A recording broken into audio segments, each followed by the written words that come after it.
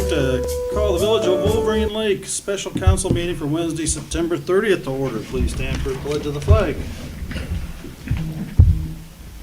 I pledge allegiance to the flag of the United States of America and to the republic for which it stands, one nation, under God, indivisible, with liberty and justice for all. Oh, that is so much easier than trying to do it online. Yeah. This is like dying and going to heaven. People see his Yeah. crotches when they look in the. Incidentally, we are following state guidelines. We're 6 feet apart, so we are COVID compliant today, and we have 10 people, right, in council chambers. And we are also online, so that we are gonna be able to accept calls to the public and have any public feedback on the call if they want so desire. Reason tonight is to have interviews for 3 council candidates for administrator position. And I guess, might as well have a roll call vote, or a roll call, please. Start here. Oh, that would be me, I guess. Sorry, before I get too far. Let's see, Councilman Scott, Yes, I'm here. Councilman York, Here. Councilman Sinkowitz, Here. President Pedro, Here. Councilman Dumont, Here. Councilman Duff. Here. Councilman Mel. Here. Okay, I guess we'll start with the call to the public. Brian, at some point, see if anybody wants any of the written materials, if they didn't. Oh, that's right, So I know yeah. how many copies to make. Yeah, does anybody need copies of questions? I've got a couple copies of the questions, but. Yeah. 2 so far? 2? Everybody else has their stuff? Mr. President. No, I don't have anything. You should make that That's clear. 3. Oh, I'm all set. These 3 are residents. Oh, I will. I have 2 administrators. If we don't find I guess So I'll- 3 sets Yeah, oh, of yeah, yeah. questions and the resume, correct? Please. Correct. I've got set, so. All good. Okay, as I said, reason for this meeting is to interview the candidates for administrator.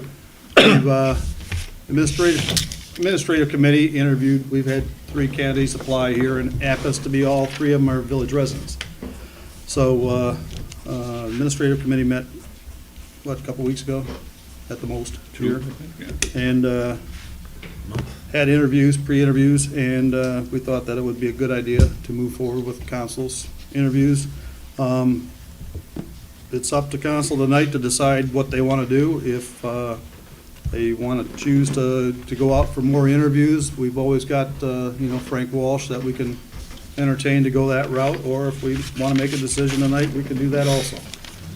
So it's, May I ask a question? yeah, sure, Bob. How many interview, or requests have you had for the position? There was only, I think, from what Mr. Kondak said, there was only a couple other ones. Okay, so roughly 5 approximately? Yeah, I'd say so, 5 or maybe 5 or 6.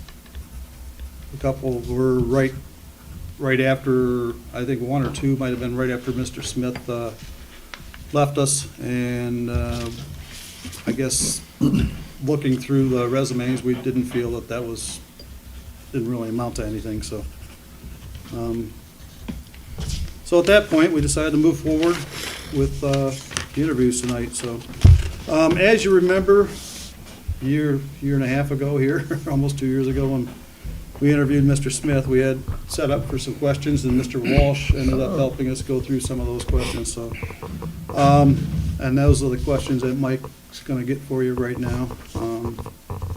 And some of those might not be pertinent. Some could be, so we don't have to ask those questions. If you guys wanna ask other questions, the only thing I'd ask is if you do that, we'd like to have you ask each candidate that same question.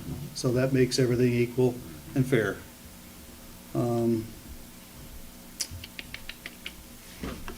Probably the best thing to do would be we'll go around, and we'll just call on each council member as we go around, to ask a question, and the candidate can respond. So we'll do that same order on each round here tonight, so. We can get started. Yeah, I was gonna wait for Mike to come back with the questions, I guess. Well, while we're waiting on Mike, can we have Andrew introduce himself and Sure. tell us a little bit about him before we go into the questions? That sounds fine. I'd like to try to limit the interviews to like 35, 40 minutes. And we've got them set up for like every 45 minutes, so that would give us a couple minutes in between to get the next candidate in and possibly talk a little bit, so. I guess go ahead, Andy, if you want Introduce to myself. introduce yourself. Okay, I'm Andy Stone, village resident at 235 Wabasso. I've been a 30-year employee for the leadership of the village DPW. Would you like to know, that's my introduction, I mean, would you like to know more things about, I know it starts to go into some of the questions, but No, it just, you say a 30-year employee, I mean, how long have you been a resident in the village? Just, I've been a 20-year resident of Okay. the village. Yeah. Let's see, here's it. something must be right, you've been here 30 years, so. It's a good place to be employed. That answers a couple of questions for me. I don't know if anybody has anything else. go ahead. No, that's good. Like I say, that answers a couple that I was interested in hearing. Sounds like Mike's coming, so. Here comes Mr. Kendrick, so. Thank you, sir. A lot of questions I hear about, you know, what do you know about the community, and everybody's lived in their community, so some of them are kind of moot point. Yeah, that's what I said. Yeah, so, I guess with that, do you have any more to say as far as introduction, Andy? Yeah, let's move right along. Okay. Start with Mr. Scott, I guess. John? Yeah, well, you said we can move away from this as long as I we think ask the that's fair, same as question? long as we ask the same question of each candidate. Yeah. I think that's a fair assumption, just because of the fact that, you know, the other questions were geared more to a different audience, and we've got three village residents that pretty much know the village fairly well, Okay, so. well, I was just a little nuance to number one then, and expanding upon what Bob began as a question. Andy, why don't you give us just a little thumbnail sketch of some of the responsibilities, both on the day-to-day basis, and the management of the team that you manage for the DPW here in the village? I mean, the audience itself might not know that, so I Absolutely. think it's important to give them some background. Basically, as the DPW leader, it's prescribing the daily workload or weekly workload as prescribes to what the tasks are involved during that time frame. Sometimes it's not a totally week workload. We may have something we know we're gonna do during the week, but then during another offside week of that, we could have 5 or 6 or 7 different jobs we're trying to accomplish. There's also the fleet maintenance, purchasing, budgeting, as far as the leader responsibilities. Also licensed as the S4, licensed through the state of Michigan to operate the water systems, community well systems here for Wolverine Lake. That's quite a large responsibility as far as all the water samplings, water reports, water quality reports that go out to the residents.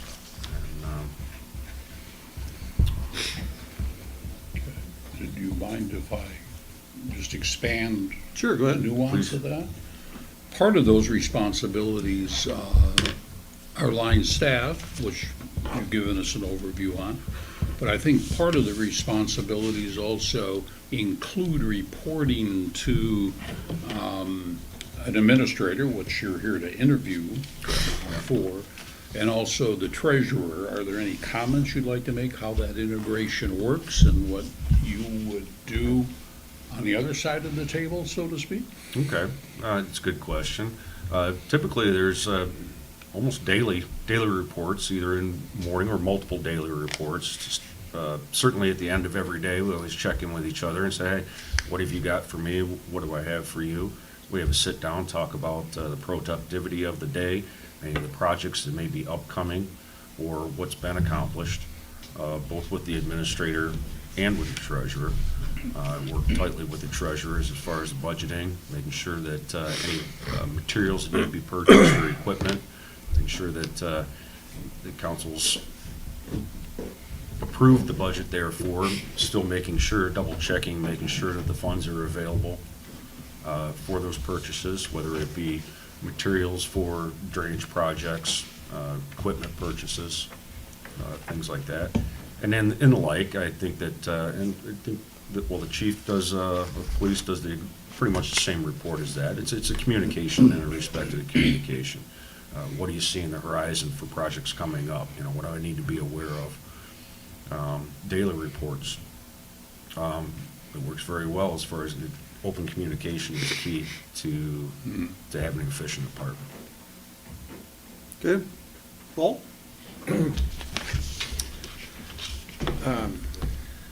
So you've been here forever, right? Communicated with administrator and treasurer. What is your knowledge of administrator duties? How much do you know about what the administrator has to do on a daily basis? Well, the administrator is responsible for what the council allocates the administrator to research and provide information for things that have to come to the council's agenda. In my current job as DPW leader, a lot of my research is extremely diligent. Whether it be for a piece of an equipment purchase, there's been many times where I've come with so much information, I'll ask if there's any questions, and I'll say, what color is it gonna be? Because everything is so well laid out in the platform that I bring it to council for. Also, there's, as far as administrators' responsibilities would be, obviously, overseeing the police department, DPW, and the administrative offices. Working diligently with the budgets, which I currently do at this time. I would say that aside from the administrator and the treasurer who go through every single line item one by one to make sure it's appropriate and providable to council, that I would be the third person that has my hands mostly into that budget and have a great depth of knowledge in that budget. My hands are inside the local roads, major roads, Parks and Rec, Village Complex, DPW, lakes, many facets. My hands are very versed in how this budget works, line by line. Ed? Wolverine Lake provides great services to its residents. What would your prioritizing, organizing, and management look like to effectively use our staff and our resources? Well, the village has an excellent staff at this time, in my opinion. It's a very tenured and experienced staff. We've got employees, it's such a good place to work, there isn't that very high of a turnover rate for people. I still think there could be some room for improvement. There might even be some employees that haven't even fully tapped their potential yet. I think as an administrator, I would talk to those employees and say if there's anything that they can see that they would like to either expand themselves on, or if they need a little bit more of a challenge on, say where they think that they can be even more productive in the job that they're doing, how would they be able to, do that? I think what's important with the village having the tenured staff that we do right now, and a very knowledge staff, I think it's important for, as some of them start to get a little bit older, to make sure that we still have good replacements, both in the police department, DPW, and administration. There's going to be some challenges coming up in replacing some of these employees and making sure that we have employees that are there long enough to learn some of the skills and trades and knowledge from either their superiors or their laterals, to make sure that the village services are still carried on to the level that they are at this point. With all your years of experience in the DPW, what major changes would you want to make there? Major changes in the DPW. Well, I think my plan of execution at this point, obviously with me being the leader, the administrator is also the overseer of the DPW. Currently, we've had, we were a four-man department for many, many years. I was hired in as a fourth man 30 years ago. During when we had a recession, we had a man retire, and DPW had returned to a three-man staff for, I think, 12 to 15 years nearly. I think it's important that if I were to move, I could still operate the DPW as the administrator does, but I think it would be critical to get a DPW laborer into position quickly. And then at that point, they can still help with administrating the DPW on their daily tasks. But I believe that it would still be a point where we would have to find somebody qualified to be a leader as well. Okay, thank you. Dave? Sure. You've been here a long time, 30 years, 20-year resident. Yes, sir. You have accomplished a lot. What are two things that you're most proud of? You know, there's two things that, and of course, they're going to come back to my long tenure being here. So one of the first projects that I ever did was when I became leader, there was a Glengarry, on the south side of Glengarry Road, on the east side of the dam. It was always an open ditch, saturated swamp right there with cattails growing in up through it, all the way up from the dam up to Tampa to the east. And I took it upon myself to engineer and with the DPW to install the drainage system that still exists there right now. Didn't even think about asking any of the engineers on what to do. I had a good idea of that. We connected the drainage structure to what exists at Tampa, went as far underground as we could with the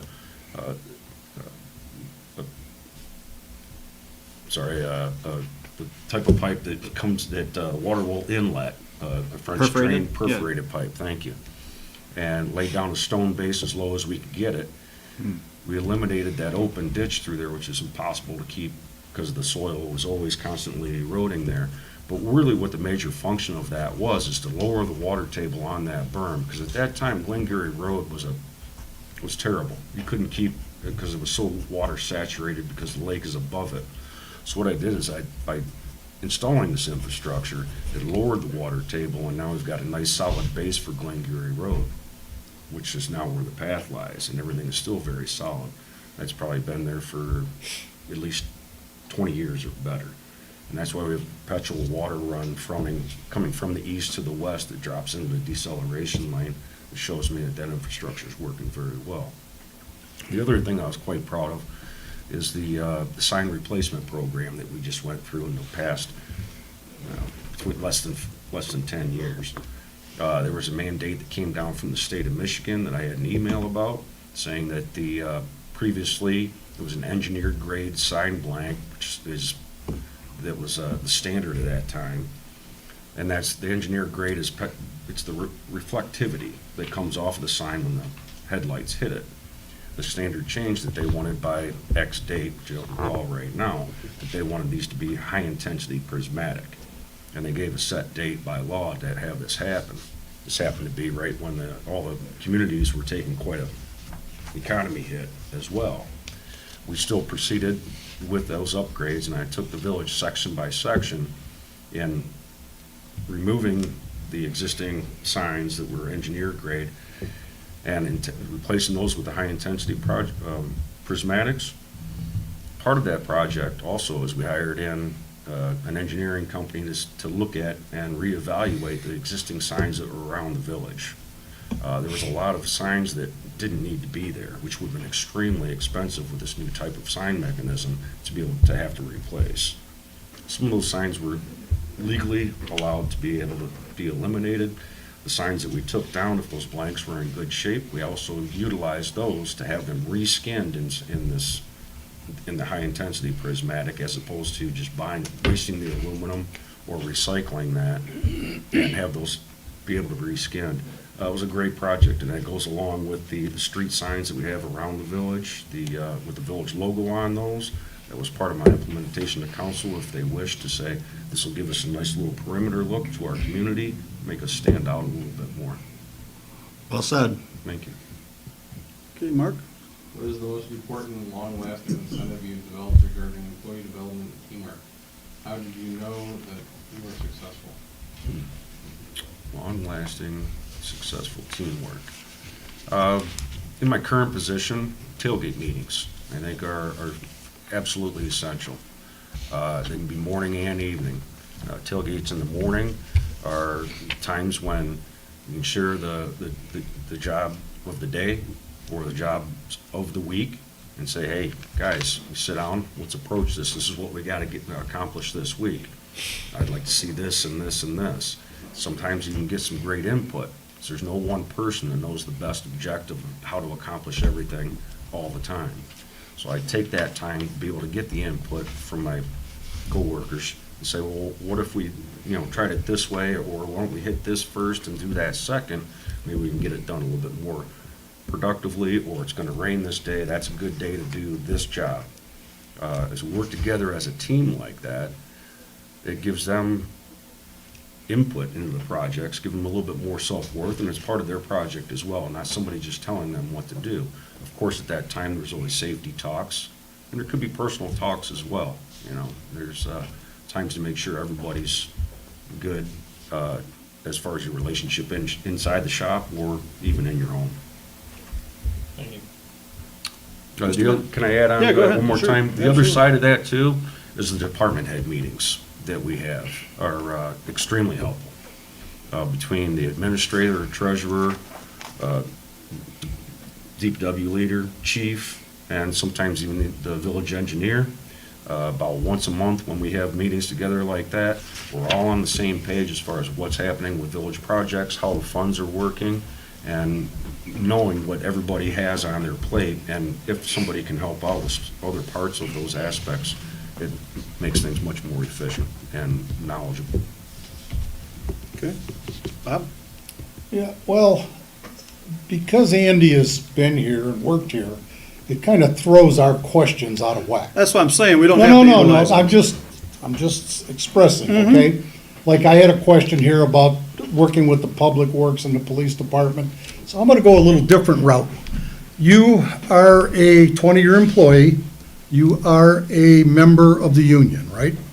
Okay, Correct. if you get this appointment, what position does that put you in as far as and I don't know your union rules or dues or anything else, but I know a family member that had an experience years ago who, because of an injury, had to leave the union, but kept up the union dues and everything for the retirement package down the road. Okay, I don't know if this would affect you or your union or how that works, but also, how do you feel that because you've been a leader and you've been in this position, and you've been a leader for 10, 12, 14 years now, I think. More like 25 probably. I've been here 30 years. Yeah, but I'm talking about a leader of the. Leader of this department? Right. Nearly 25 years. I Okay, don't so know. 25. It could be What 20. position does that put you in with the people that you'd be now, hopefully we would promote one or hire a new leader, but what position would that put you in personally because of the relationship and the work ethics that have passed? Mm-hmm. How do you feel, or do you feel there'd be any, questions I or? think we could maintain a perfectly fine working relationship. Mm-hmm. They understand that I'm the leader of the department right now. Again, we work together in our workloads to make sure that we work efficiently with these. Right now, as the leader and as the water department guy, a lot of times that my time isn't spent working with the other two guys that we have, and it should be the three-man department on that side. But it's a task where I know I've got to take care of, whether it be my water purgings, taking care of the residential water lines, water reports. Right now, we're up and running with the SCADA systems on the new generators that we have at both pump houses and the village hall. There's other things that take my time away from the day, where I have to put them on task, and we work well together. They understand to take perfect direction, and again, I have enough respect for them to give them some leeway to say, guys, here's what the project is. I understand it may not be exactly what I say. There could be some tweaking inside that, and that's okay, because they have good judgment as well. As far as union, non-issue. Okay, well, I don't know. This is why, I've never been a union, but I know there's different situations, with different unions and people in and out of them. That's why I asked those things. And how do you think those employees will look to you if you become an administrator clerk here, as to now you're the guy that says this is what has to be? There's no, well, do I have to or don't I? You are the boss. That's How correct. do you figure this will affect that relationship? Well, and that goes with all the departments. I understand. Even the clerical upstairs, the police department, I don't see any problems with that whatsoever. There's a separation of knowing what, we aren't like friends, okay? We Right. respect each other in our craft and in our work. But when it comes down to village policies and what has to be accomplished on that, that's business. It's a completely different category. I don't think there would be, again, even with the police department, that I guess that they're my constituents at this time. I guess then I would, if it came to disciplinary actions that had to be made or things like that, I have no problems. You show me the facts of what has happened and what needs to happen. I have no problem implementing any of those situations. All right, thank you. And I don't mean to drill you, but I'm trying to get That's what I'm whole here for. perspective. That's so. what I'm here for. Drill away.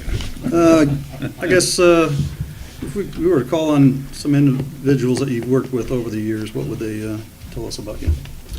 I'm glad you asked that question, because I think that, even with this council here, we've got a lot of time with most of you in working together. As I said, I've made my presentations, I've made my budget presentations, equipment purchase presentations. Worked with, if you could talk to any of the constituents, minus the council here, I think that if you were to talk to even previous administrators, current chief, engineers, anybody that I work with in this, I think that they could vouch for my personal integrity, my work ethic. I'm loyal to the village, to the core, and I don't mean to make that sound hokey, but I do take great pride in being an employee and a village resident of this community. I own my work on this. I take great pride in it. I look at, if you were to, somebody likes to take care of their yard, I've got a small yard in my village, but I look at the village as being 2 square miles of my yard. That's how personal I take my work and ownership of my work. I think that you were to talk to, the list of people I've worked with for many years, and I would warrant you to contact them and see what they think of my work. Mike, do you have any questions? Oh, me, no, I don't think it's my place. but- Okay, that's what I just thought. Go ahead, Bob. Yeah, I have an additional, under skills, I see you have a mention of long-term history and knowledge of operating public meetings, fiscal, budgeting, and reporting. What about, and I know what you're saying, because I've been on council around 15 years on and off, but you've been involved with budgets and equipment needs and your recommendations and projects. But what about when it would come to grants and things? Okay, this is a whole completely different Absolutely. ballgame. Sure. It's a little different than saying we're gonna spend 200,000 to do this all year or 20,000 for that. This is going out and finding a way to get the rest of the taxpayers' money. I'm familiar with the grants. I've worked on grants even as DPW leader. I used to be in charge of the DTE tree grant program that we still work with. Tabitha has taken that over, and she's doing a fantastic job. We just planted 4 more trees down with the vacated Wakedo area, which is finally finished and vacated as Right. well. We've got the straw down, everything seeded up. Hopefully it'll stay this time. The last time we installed it, it burnt up. But there was also another situation back in the early 90s where we had a major ice storm through here, and I had to apply for those FEMA damage reports that I went through. and had to apply to FEMA for grants, damage reimbursement funds for chippers, employee timeframes, all the equipment, and all that had to be registered into this FEMA grant, and which is probably a lot harder than a DTE grant, not to diminish that. Right. But there's a lot that goes into the FEMA reports, so I'm familiar with that. I also have, there's grants that I've looked through that have to do with the whole water industry side of things, wellhead protection programs. They aren't quite applicable to the village. I think those things were more geared towards more city-type areas where if they have a wellhead protection, they're going to make sure that there isn't an old gas station that used to be there 30 years ago. So there's grant money available for those projects to make sure of things like that. I'm versed with these and familiar with them, and I have no problem dealing with some of those. I think now that we have the master plan put together for Parks and Rec, that's going to be a big part of that. Is one of the reasons why we put the master plan together, so we can start working on grants to do improvements in the parks. Okay. I guess we'll just go around. Anybody else? John? I guess expanding a little bit on the direction Bob was involved with. Administration and an administrator, it's that old game, it can be lonely at the top. It does involve, as Bob was referring to, and you touched on, Andy, well, that you're going to be now more involved with outside drives than you probably have been in the past, be it legal issues, engineering issues, working with contractors, selecting contractors, getting rid of contractors, whatever you might have to do. State, federal issues that'll be coming at you. And then, of course, the most important group of people who will be knocking on your door, our residents. Sure.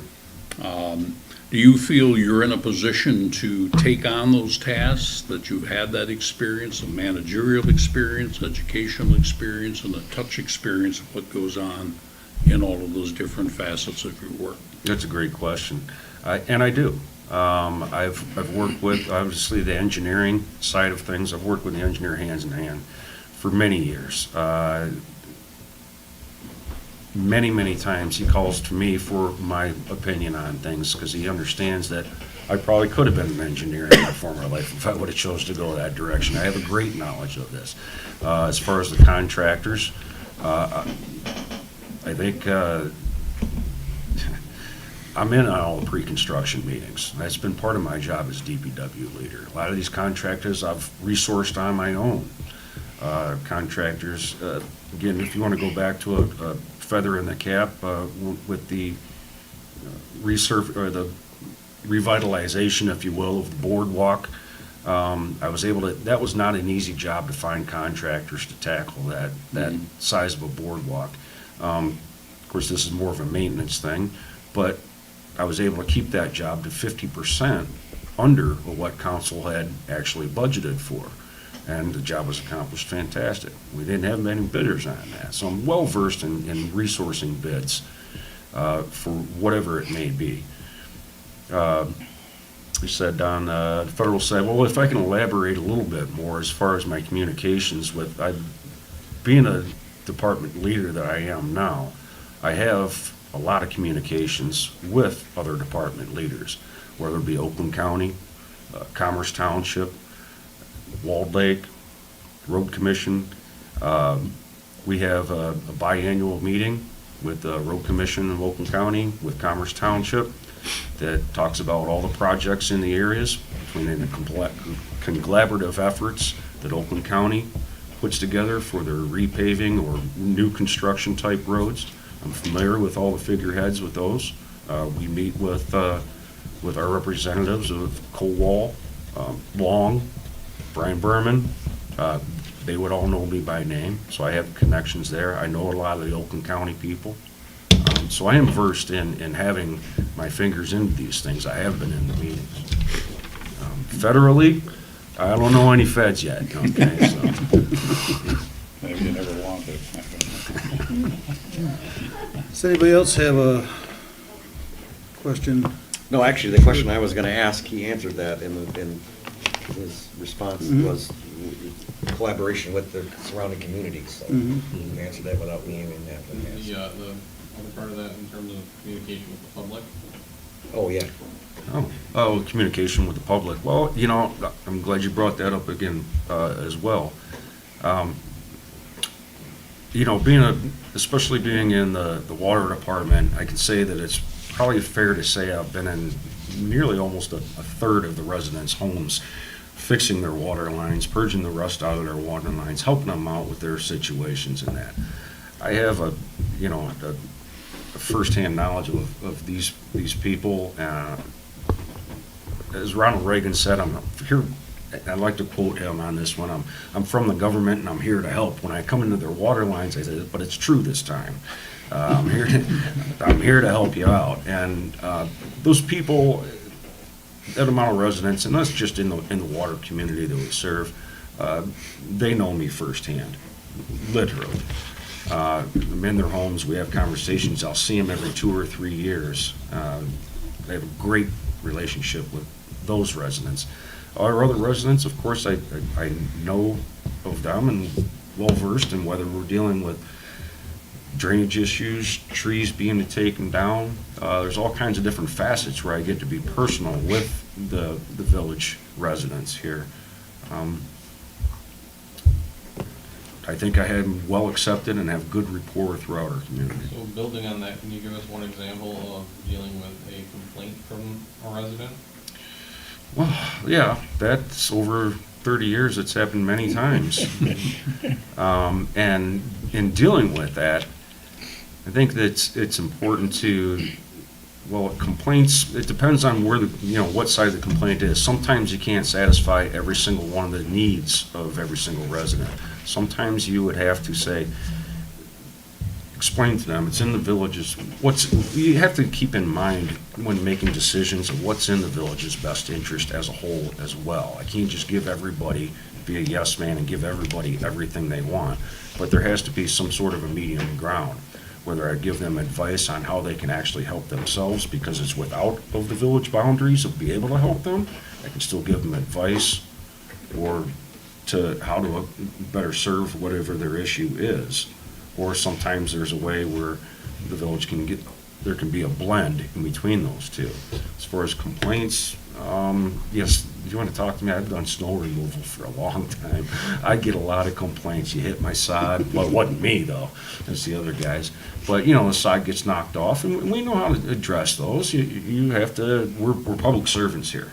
And you gentlemen here are as well.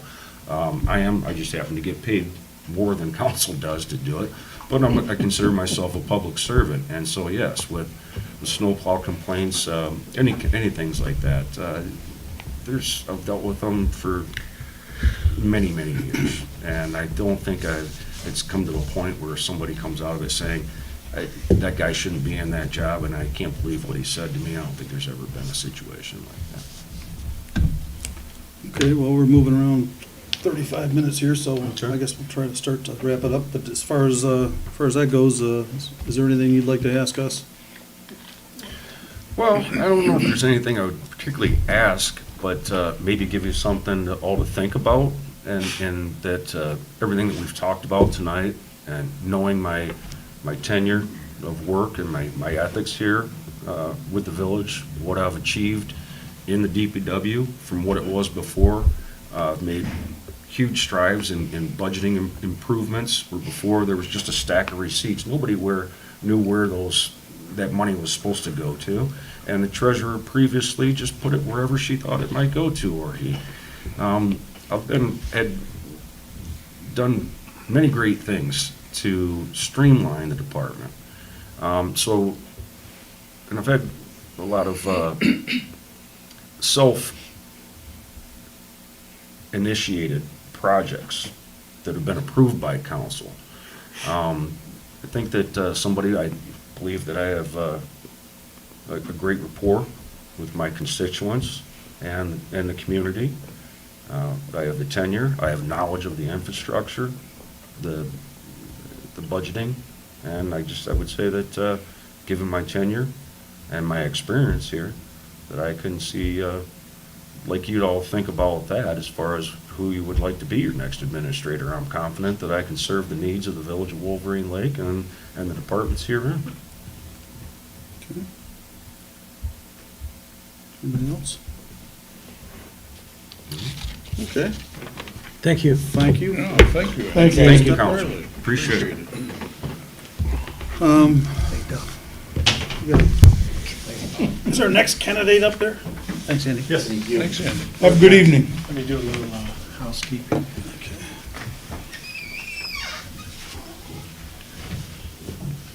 A quick internet search reveals that lack of bandwidth. Wipe means on, wipe Lack off. of time. Wipe on, wipe off. A little more palatable. I think it's I know what you more mean. based on the insult than my, all right. I'll go get her.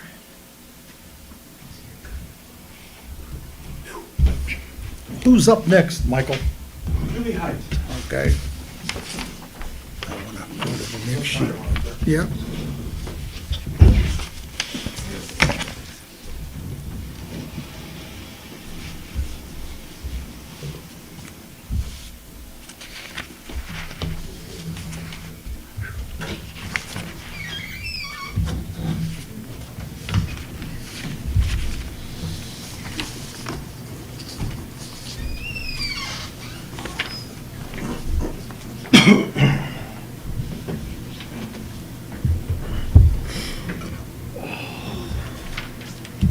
Who's next? Julie Height.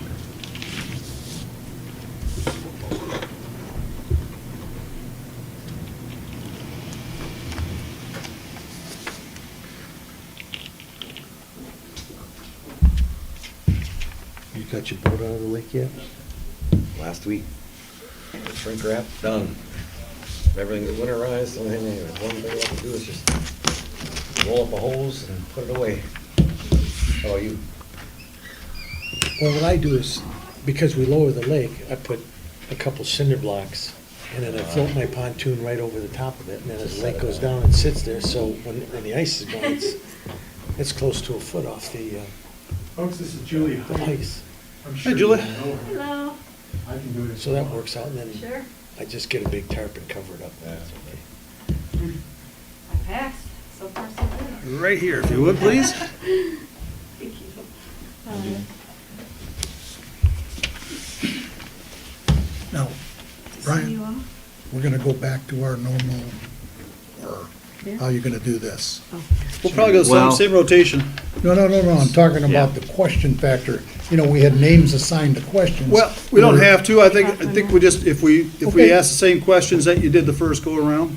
Well, the first go-around was a little different situation, that's why I asked, you know. Yeah. Essentially, yeah, essentially the Right, same, right. same kind of question then. Okay, How no, about that's, that? no, yeah, there are questions that wouldn't be relative here. Exactly. Okay, Yeah. but again, I'm just looking for. Somewhat the a same kind of pattern. context, I guess, is what we're looking at. Okay, Bob, if that's, thanks. makes sense? So Julie, if you could introduce yourself and tell us a little bit about you. My name is Julie Height. And that's it? No, I'm just kidding. A little bit about myself. I'm married. I have a daughter that just turned 16. I currently own a corporation, and I don't know what else to say, if this is a formal question or not. No, just this is informative. basically, Oh. just a little chance to have you How introduce long have you yourself. been here? Yeah, I live in the mean to see your village. involvement in- Yes, I live on Oak Island. Tom Hines is my husband. I have personally lived there since 2002, the year we got married. And I love the village and always had a career and worked. Not only do I have the new corporation I started in February, it's an e-commerce store. Let's see. I also work customer service, technology, technical support since 2009. I am a astute, designer, developer, that kind of thing. So I'm always learning, though. There's so much to learn still for me. So I love to learn. It's my biggest excitement. I think it keeps me fresh. I know a lot of people my age that just don't want to learn anything else, right? But it's really exciting to kind of, push myself, challenge myself as much as I possibly can. Any boards or committees in the village you're involved Yes, with? I was on the Parks and Recreation Board for 3 years for one term.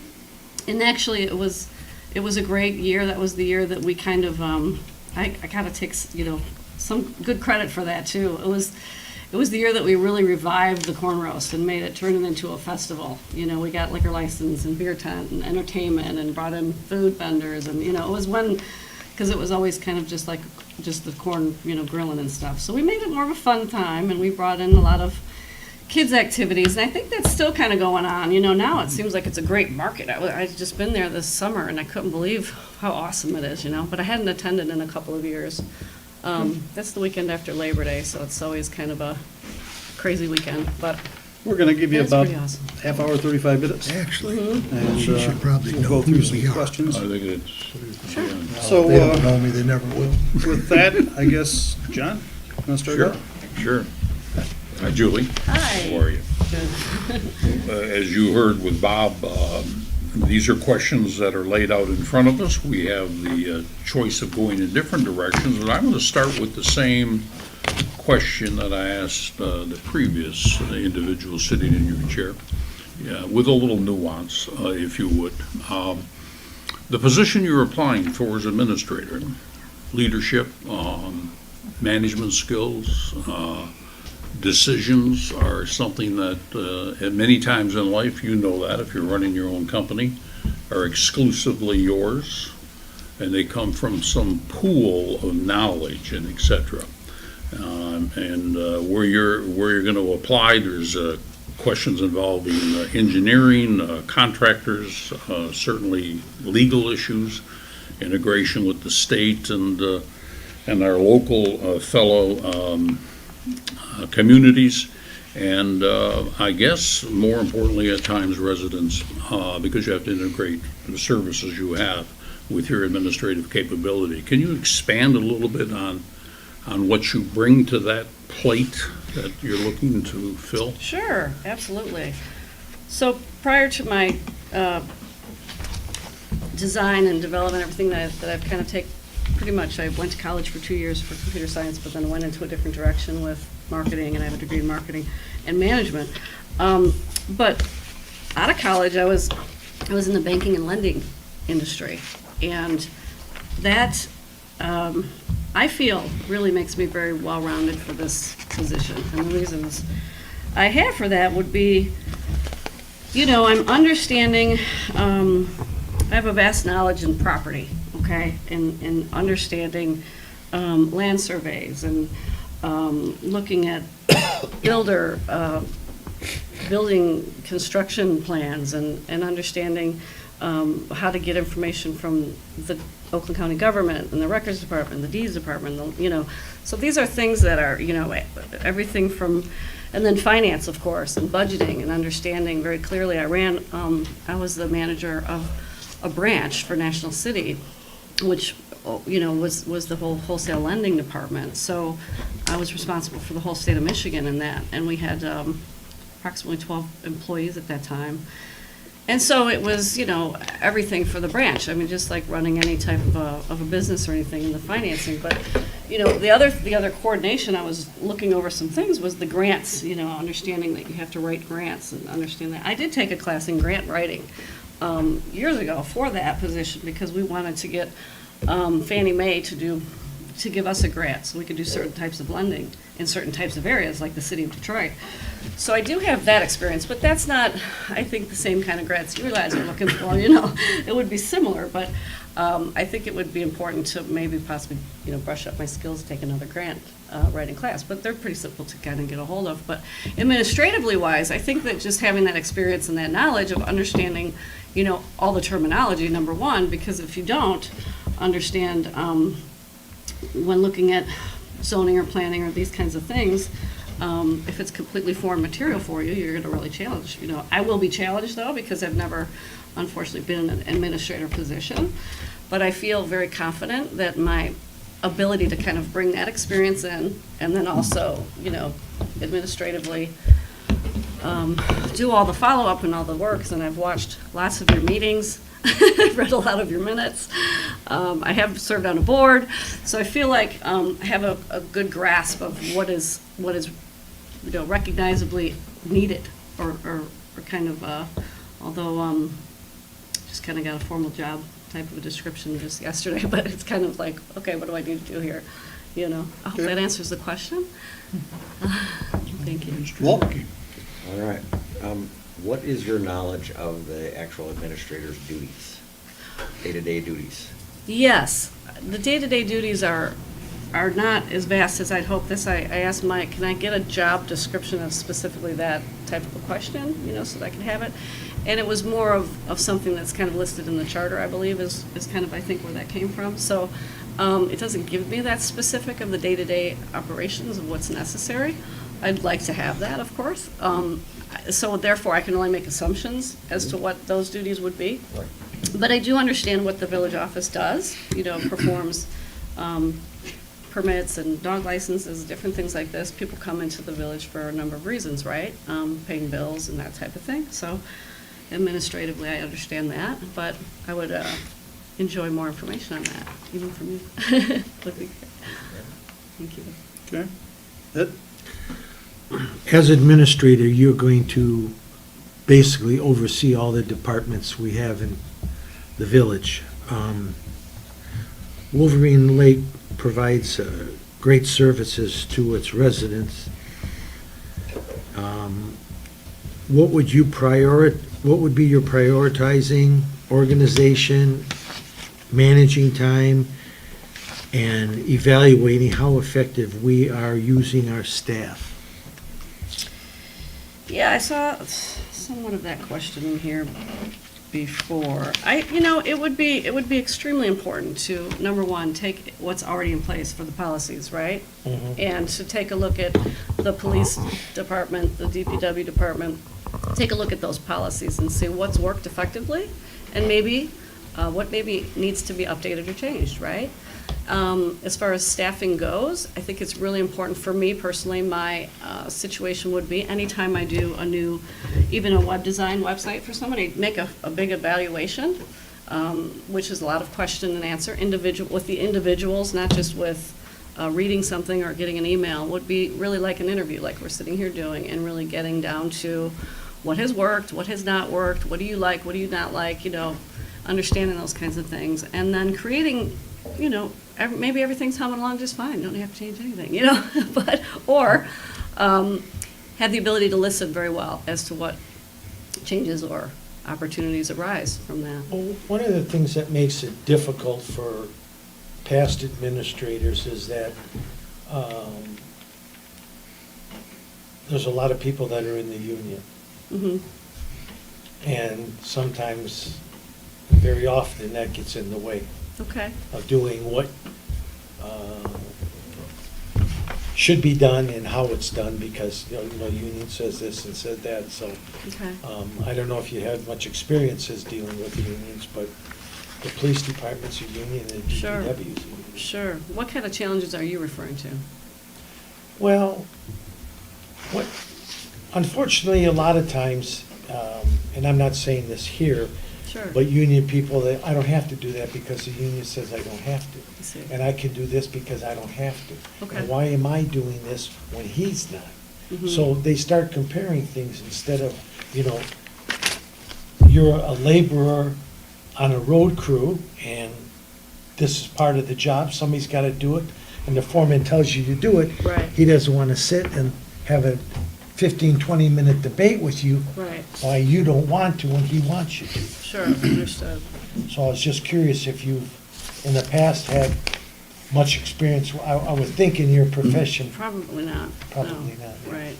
Unfortunately. However, I feel that it's important, extremely important to talk to those individuals or find out what is in the union directive that, they need to do or don't need to do, right? I mean, obviously, they have a charter as well, so somewhere, whatever, maybe, possibly, I don't know, for sure. But it's all, again, people are people, and, human beings are gonna be human beings, whether they're in that union or not. But I mean, as far as communicating to them, I understand people who do work in unions, people in my own family and people that I've known. But, so I think it's just an individual mentality depending on the kind of supervision that they have, right? So, thank you. yeah. Dave? Sure. Your resume's got a lot of things in it. Yeah. Tons of accomplishments, right? What are your top 2 things? And they don't have to be on your resume. What are the 2 top things you're most proud of? Yeah. Yeah. Thought about that too. Well, for me, 2 top things I'm proud of is the 2 corporations that I've owned. I own one now and I owned one before. It was a mortgage company, and the only reason why I closed it was nothing nefarious at all. It was just because it was the different time of the world. Things changed in my life, and things changed in the market, certainly. But very proud of the fact that, that I've started those corporations without any lawyers and without any accountants. And I do my own budget, I do my own taxes, I do everything on my own. And I'm pretty proud of that, because there's a lot of people who have a major fear of doing that, I think that I bring a lot to this, but, business is business. It's really tough, I'm trying to get like investors right now. I mean, this position is different than what I'm doing now, obviously, but I'm proud of everything I've done, because it really gives me a lot of value, I think, for the position, like I said before. And it certainly would give me a little bit more financial security, which is something I'm, very interested in at this point too. And the other thing that I'm very proud of is being self-taught, teaching myself so many things, and the love of learning, and I know that given, someone says, well, maybe you're not up for that or something, it's like, please don't tell me that, because I'm just going to go crazy and try even harder, So I love a challenge. And so I like to learn and figure things out, I guess, is what I'm the most proud of. May I follow up, Brian? Yeah, go ahead. So I'm in a similar position. I started a couple corporations myself, and I'm Yeah. shutting one down right now. Yeah. So I have a day job, I'm a plumber. Mhm. You would have a day job as administrator. Right. What percentage of your time would be devoted to your corporation Well, while you're here? I would sell my corporation. Okay. Yeah, I would need to do that, because it's just too much to manage. Mhm. I've already put, the words out. The site, it's called Sites by Job, that's a design company, and then there's the e-commerce web store is called Life to Come, which it sells products to people who have, who are caretakers or parents or loved ones that have dementia at home. You know what I mean? So it's kind of like a medical supply type of a website. But as far as the Sites by Ja that goes, the site design, I wouldn't have time to be designing websites. I'm pretty clear about that. And then the other part of it, my sister's showing some interest in maintaining that store, but I don't know. And I've already got, I would probably sell it. It's probably what I would do. Yeah, because I couldn't do both.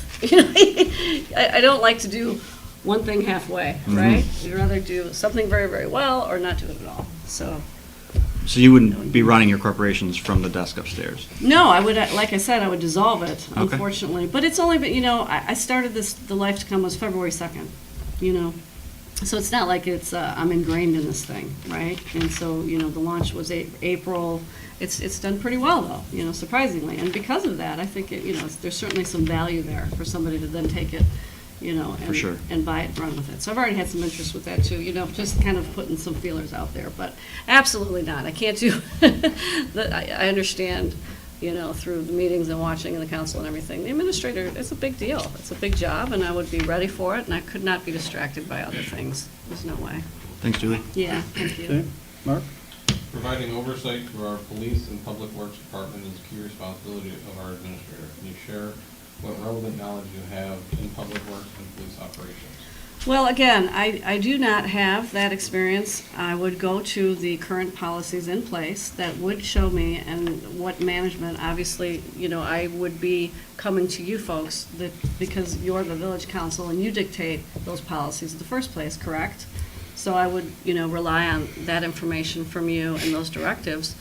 I guess in my own personal life, I have police officers in my family, and so I understand kind of, been to a lot of, they kind of run in packs personally, you know what I mean? And it's a good club, you know what I'm saying? So I do have a lot of respect for police officers. My uncle was a Detroit police officer for 32 years, so we just kind of understand his son's now a police officer, and his other son is in the academy, so it's like, it's good energy there.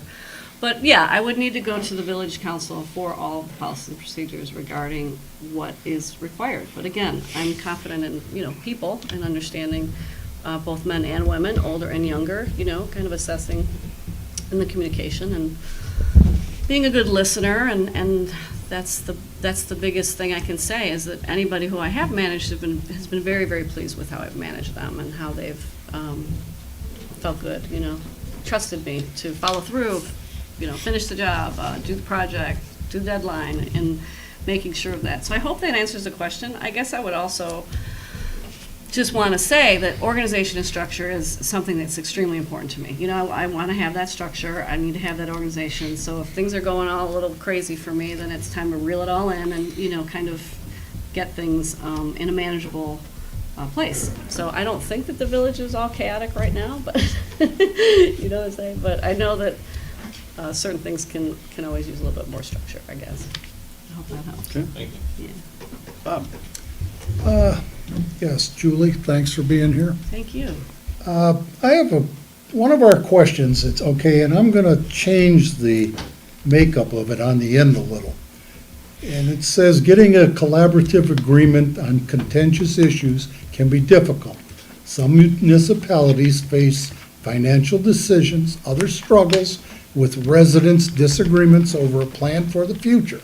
Oh, Now, here's where I change it a little. The fact that you being a village resident, knowing neighbors, knowing friends in the village, yes. how would you work this in if someone is to approach you, not as necessarily a village administrator or clerk, but as a friend and resident?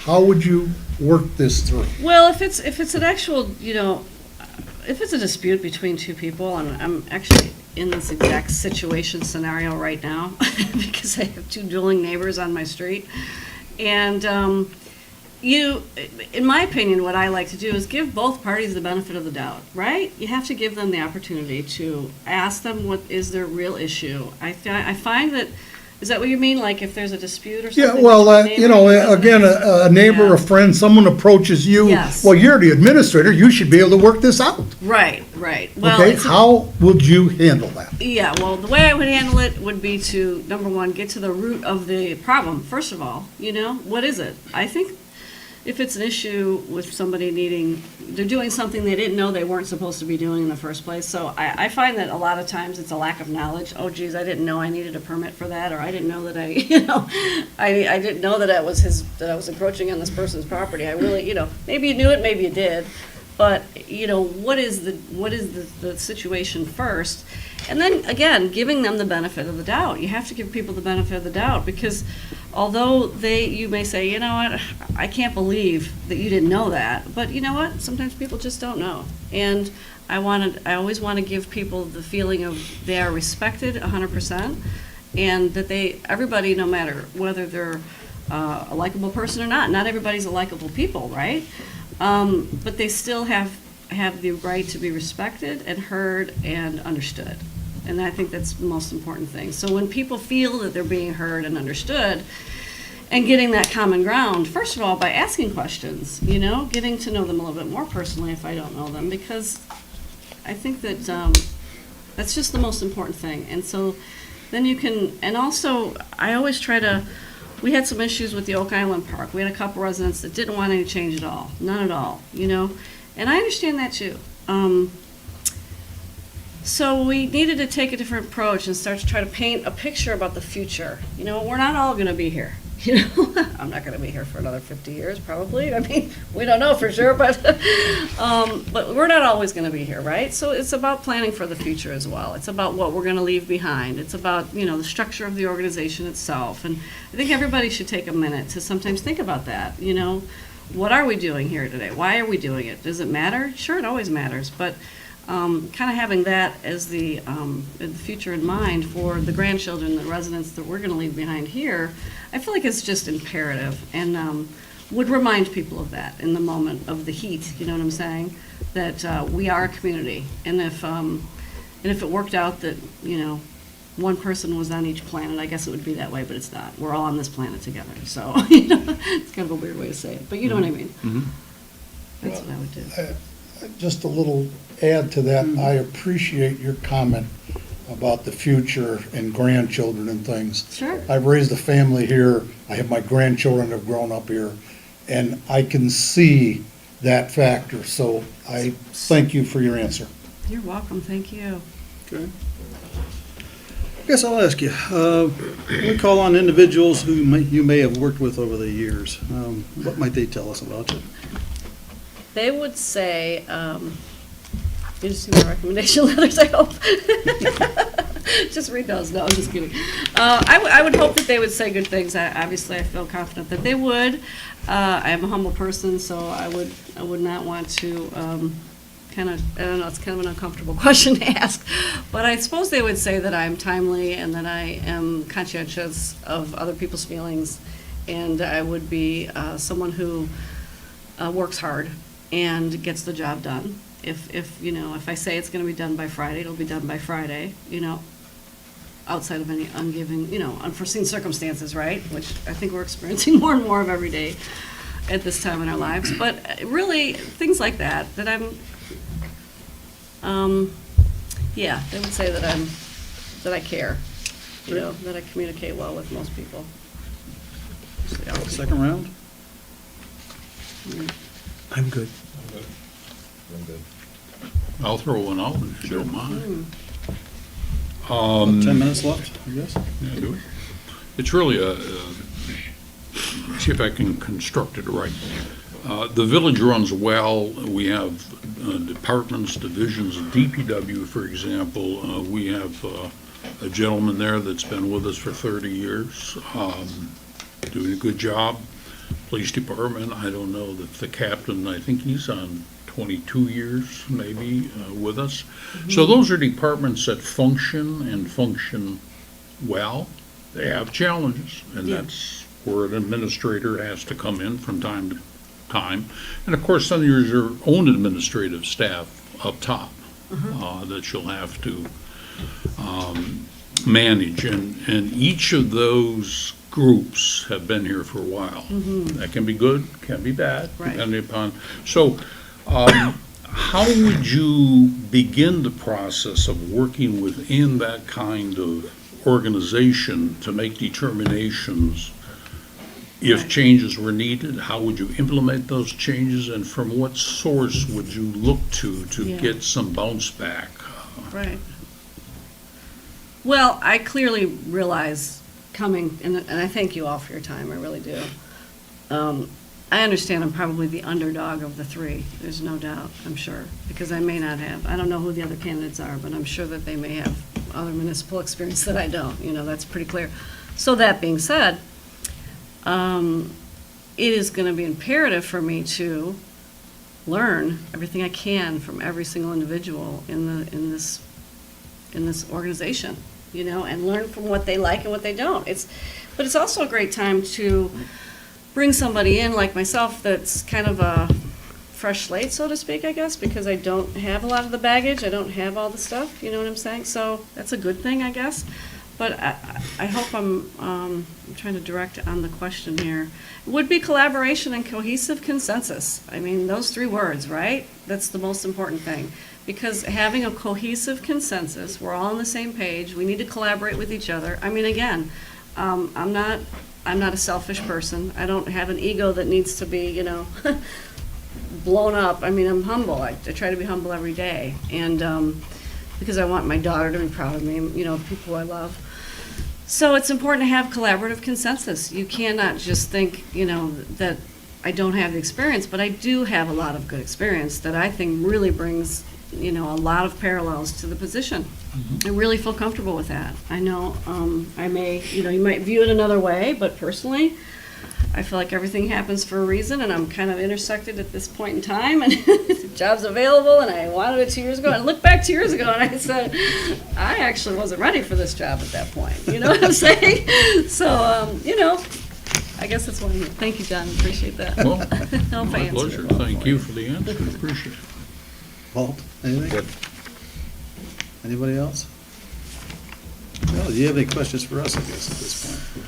Well, I will have a lot of questions for you if I get the job. I'll ask you for the job. I like the position. I do like the idea of the position. I like the opportunity for the position. I will say that, given the opportunity, I will make you as proud as well, because I'll work very, very hard at doing that, and making sure that you feel confident in that I'm getting the job done. I would need some leeway, obviously, the first 30, 60 days, just to get everything, kind of understood.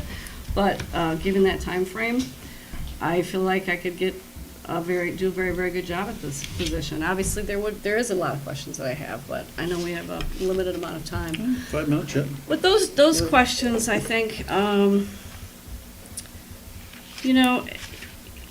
it would just be really important to have a full understanding of what, the upstairs staff, and you asked me a question, what is the job duty specifically? Or, no, it was, what are the job descriptions?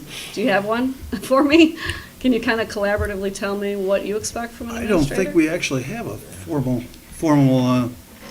Maybe individually, but not collectively. Yeah, make the community run smooth. Okay, so each one of you give me in a a job couple- description, she's saying. Just give me a couple of sentences of what you feel is the most important things of the administrator. Well, you'd be over the DPW, Yes. you'd be over every department. Yes, Yeah, so you would be the foreman, the leader, yes, yeah. understand, So, yes. And, Same basic. Same combo, thing? yeah. okay, what do you think are the biggest challenges with that? dealing with the DPW, you're gonna have some entrenched employees, and that seems to be the biggest battle. Yeah, getting them to do the work that they're hired to do? Our police department seems to run great. Yeah, okay. DPW does a lot of work, Yep, but they are grizzled construction workers like me. okay, yeah, So, right? yeah. Yeah, well, I instead of think it's even more than that. I mean, the administrator carries out daily direction of the village. So whatever does come up, not even within the village. I mean, there's a lot of, Yeah. government authorities that we have to deal with being Yes. a village. right, right. So there's a There's lot not of one state, hat. a lot of state issues, a lot of, Yeah. You deal with commerce, you deal with the state. Right. local, County. the village, county. Yeah. Road commission. Road commission, Yep. right. so Road there's commission there's an and all that awful stuff. lot that Yeah. goes through that direction. So- Yep, absolutely.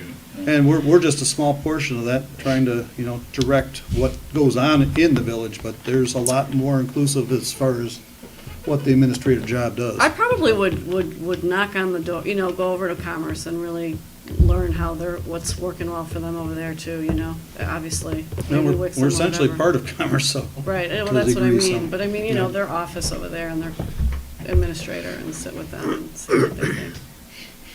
Anybody have anything else? Yeah, What else do you think about the administrator job? well, that you I need were to asking know? questions. Uh-huh. Perfect example, we're all taxpayers first before we're council people, Right, okay? So we're gonna knock on your door too, if you get this position and say, why aren't you? Or how come this isn't? Or shouldn't that be? And you have to respect the fact that we're citizens before we're 7 people here Absolutely. making judgments, okay? makes sense. And sometimes that's why I asked about, the question I asked earlier. Sure. It's just, if it wasn't for the $5, I wouldn't be here. Right, right, oh, come on. No, your wife wants you out of the house. Yeah, I know, you're right. Take it, please. Anyone else, whatever, no, would you say is specific to the job that I need to know, or that you can share with me? That's it? Yeah, I agree, I appreciate it, thank you. Do you have any other questions of us? I mean, like I said, I will, if I make it to the next step, which again, I graciously ask for, then yeah, I'm gonna have a lot of questions for you. I would actually wanna sit with each one of you, maybe, with a face mask on for an hour and just pick your brain and talk to you and get more information, because that's the only thing I can do is In sponge it 5 all. minutes, you'd have mine picked. Yeah, are you sure? But if this position becomes available, is there a certain amount of time you need for transition? To leave what you're doing, to come here and put both feet on the ground? I would probably need a week just to let my current clients know. Actually, that's a question I do have. I am the site owner of the Onwards and Upwards website Mhm. and the developer and everything else on that. So would I need to untangle myself from that? I Possibly? wouldn't think so. You wouldn't think so? I wouldn't think so.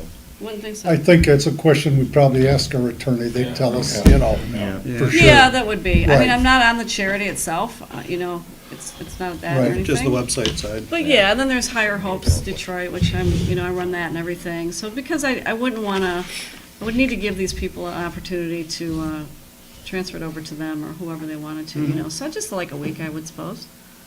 It's not much, really. Thank you for your answers. Yeah, absolutely. Thank you for your time. Is that it? Okay. Unless anybody has anything else, I think. All right. Appreciate your Think you're coming right on back time, in. actually. Hey, it's great. I appreciate the Again, again? opportunity. Right on Again, time. right? No, Yeah, I again, appreciate the again, yeah. opportunity, guys, really do. Thank you, Julie. Thanks, Good night, Julie. Julie. Thank you. Have a good evening. Watch out for the rain. Yeah, you too. Hopefully it's not raining. Is it raining? No, I don't know. Anybody need a drink of water or anything? Yeah, I'm good. Thanks again. Yeah, thank you. Take care. Good to see you all. Bye, Julie. Bye. Have a good evening. Employees.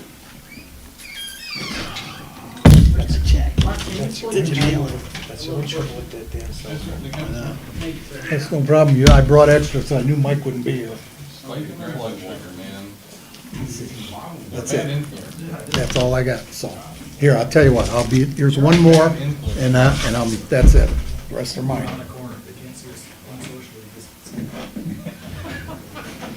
Yeah, that's true. All right, guys. Unless you got your mask on, get out of there. Yeah. So that's what we were just talking about, separating the hall. Yeah.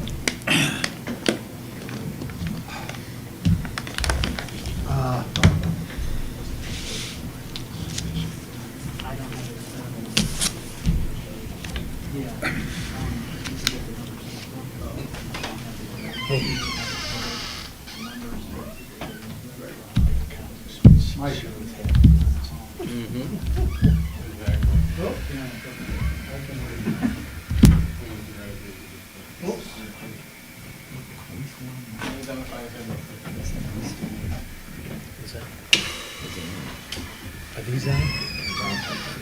Yeah, they're on. They're on. Yeah, they're on. While we're on a break? Well, we're on a break.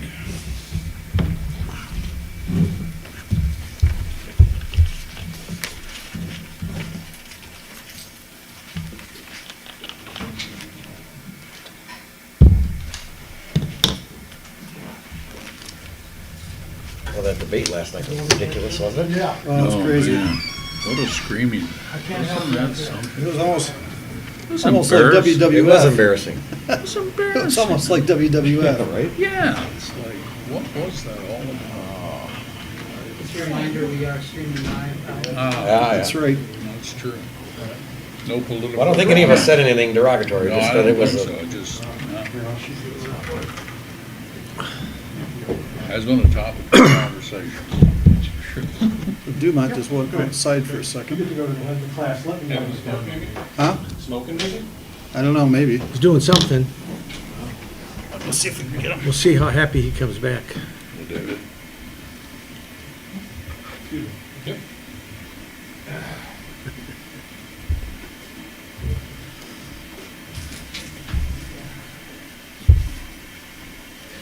So are you getting rid of your wooden boat Nope. and you're not getting rid of your pontoon? I got rid of that. I had another 18-foot fishing boat that I sold. Was that aluminum? A craft liner. Might be a little moisture from you, David, sorry. One of the guys at work, I showed him pictures of it, and he really, really wanted it. I Yeah. was like, okay.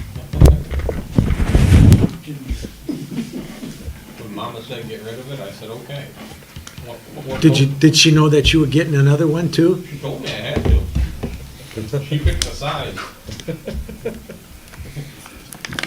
Said, nothing bigger than 26 and nothing under 21. All right. there's a smoking deal you got on that thing. Mhm. Nice boat. Yeah, this is when people start thinking, let's see, boat show comes around, if I want to get rid of it.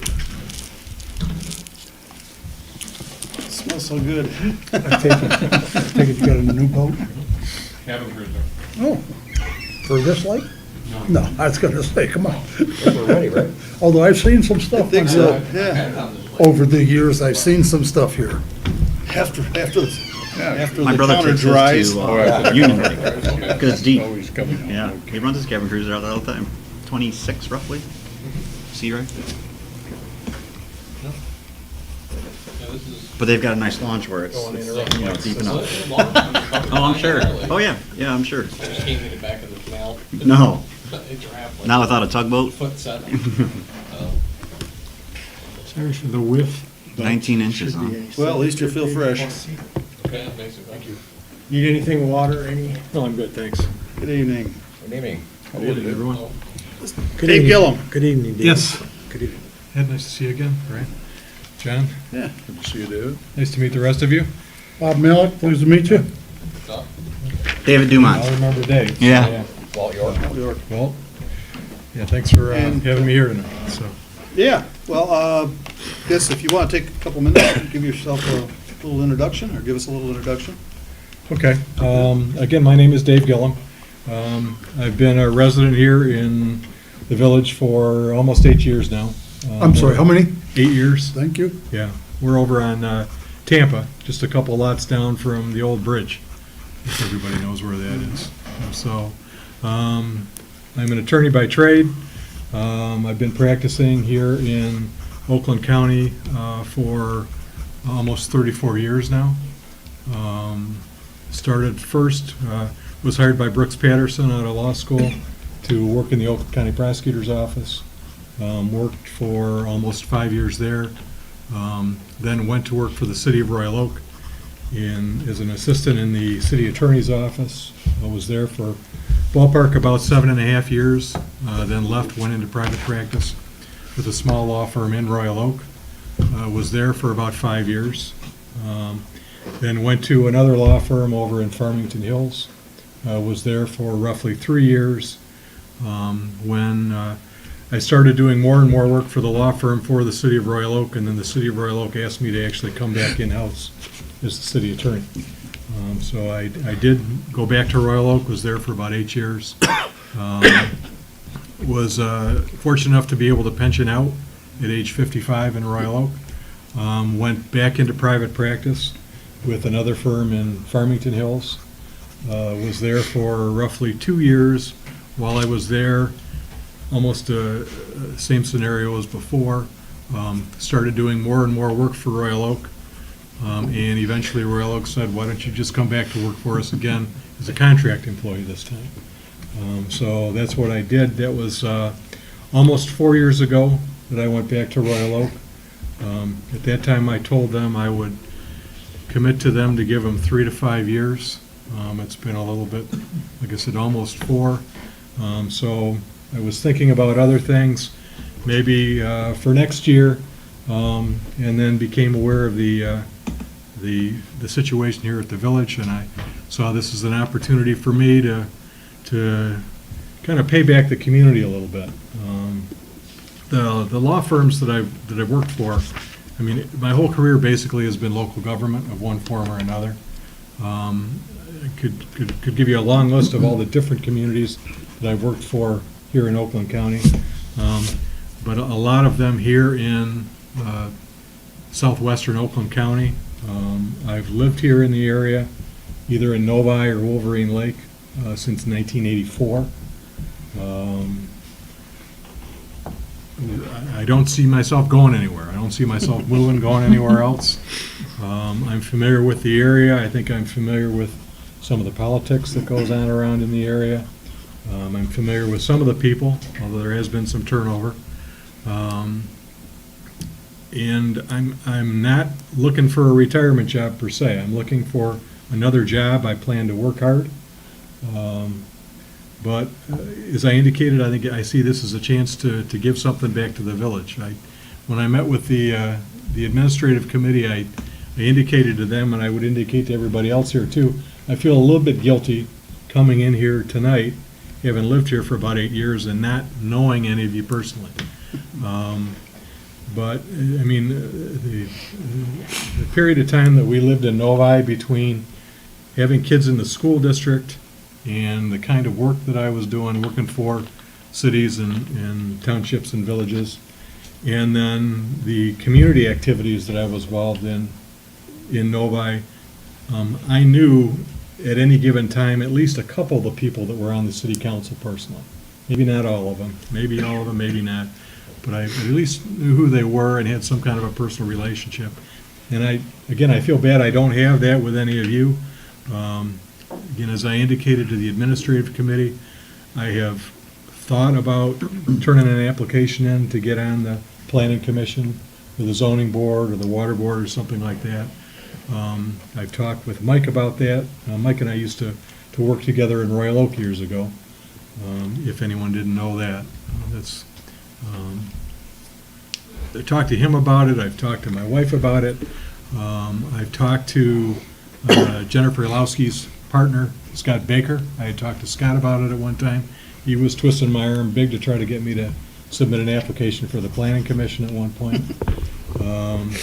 I've talked to, when I was in private practice, before I went back to Royal Oak the last time, I had talked to the managing partners of the law firm about trying to get involved on one of the boards and committees here in the village. And they were all in favor of it, but it has always seemed that I've always had some kind of an obligation at work. Something has come up that has just pushed me to the point that I've said, you know what, in good faith, I can't really commit to one or two meetings, another one or two meetings every month.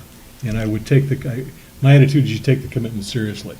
If you're not going to show up to board and committee meetings, then you shouldn't ask to be put on there.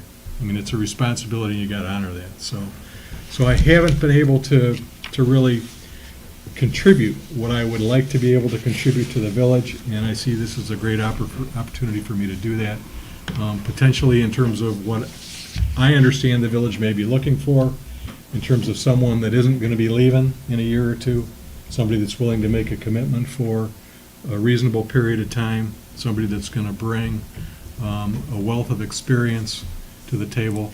I think it potentially could be a very good fit. Okay. We've got about 23 minutes, I guess. So what we'll do is we'll go around and ask some questions and go from there. So, Sure. Mr. Scott? I seem to be the lead chair on at the beginning of the clock, even though I'm at 7 o'clock. Right into the table.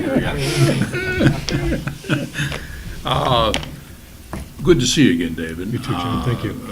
You know, the reason that you're here and the corresponding other interviewees is because at the administration meeting, we had the good chance to have conversations, Ed, and et cetera, and ask questions. So one of the things that I've done with all of the prior interviewees is start with that position that you're looking for, administrator.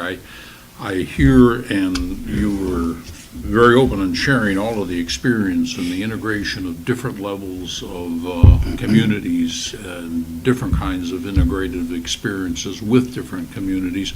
But I see that you passed over something that was right at the top of your resume, that you were involved with the management of day-to-day operations with Royal Oak, which I assumed includes integration with the police department, which I think is about 40 members over there or something. It's a fairly large department. Actually, ballpark about 70 sworn. About 70, these days, okay. yeah. So that would lead to items such as negotiations with contracts as relative to working contracts, as well as day-to-day oversight of what they're doing from a legal perspective, maybe, and management.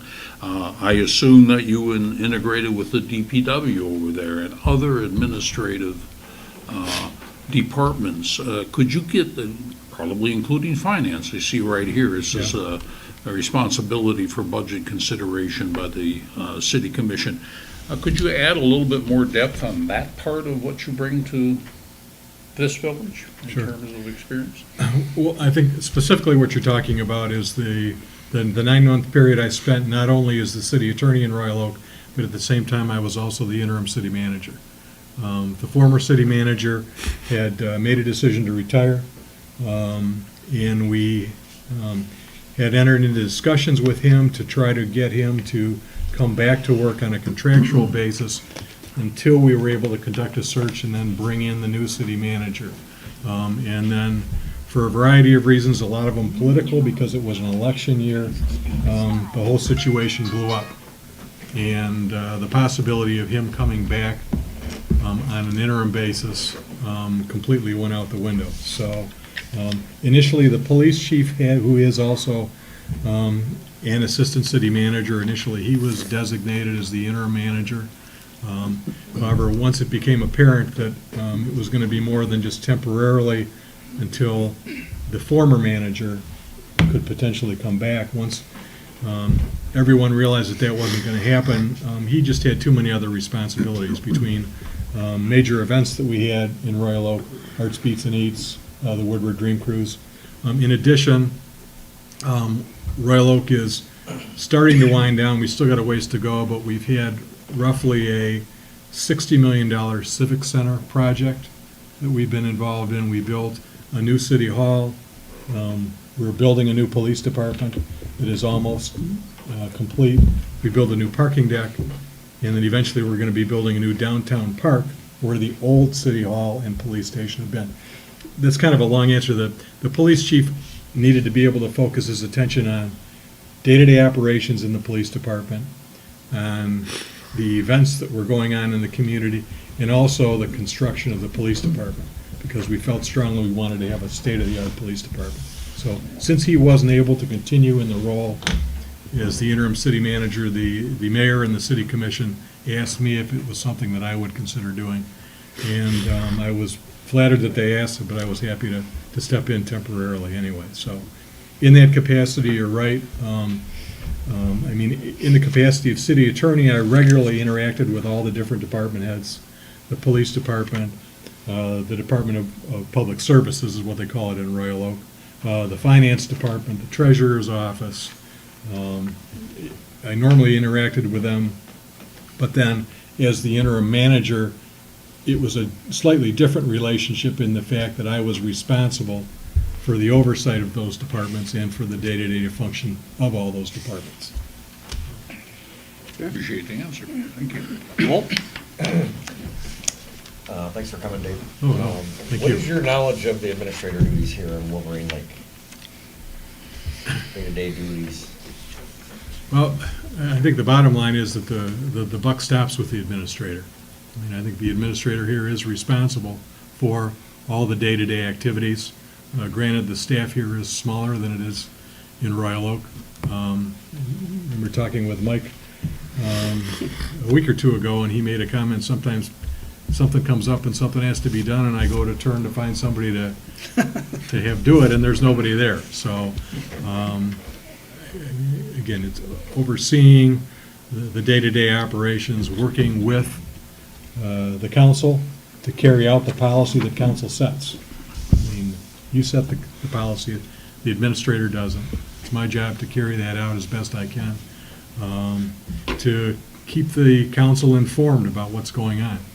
I mean, I think that's a big responsibility, and that's one thing, whether you're the attorney or whether you're the administrator or the manager or whatever, I think a big part of the job is to keep the elected officials informed about what's going on and give them the information that they need to be able to make decisions on a day-to-day basis. But the bottom line is if something has to get done and there's no place to do it, you do it yourself. You know? Okay, great, thank you. And just one other part is, so you're city attorney now, for, what would happen if you got this position with that? In terms of the Being city? the attorney for City of Royal Oak. Well, I think the city commission would probably have to make some decisions. They were decisions that they were starting to make the last time I was asked to come back to the city, and that question is, Royal Oak is one of the few communities in the area that still has in-house counsel. That is, the city attorney and the city attorney staff, they're city employees. I'm a contract employee now because I came back as a retiree, but generally speaking, they're actual city employees.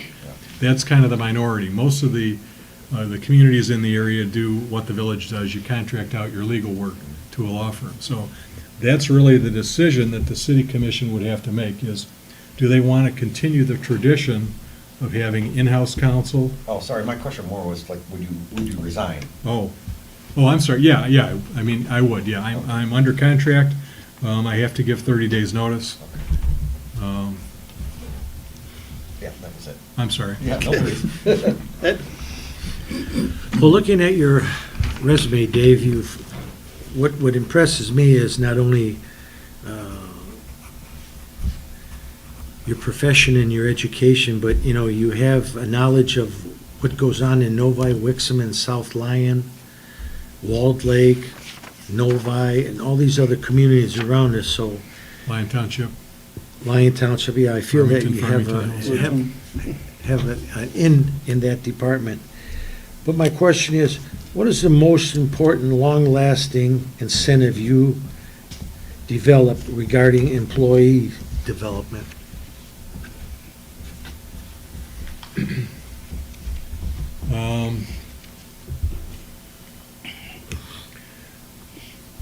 During the period of time that I was the interim manager, as I mentioned to the administrative committee before, we had a couple of different hot-button issues that kind of sprang up.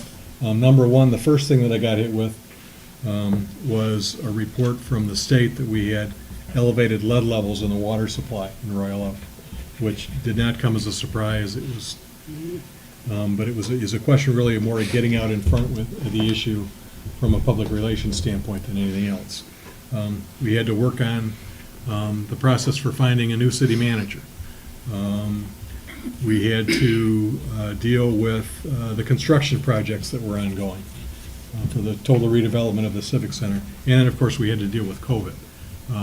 I think that the biggest thing that I did during that period of time is I really tried to stress among all the different department heads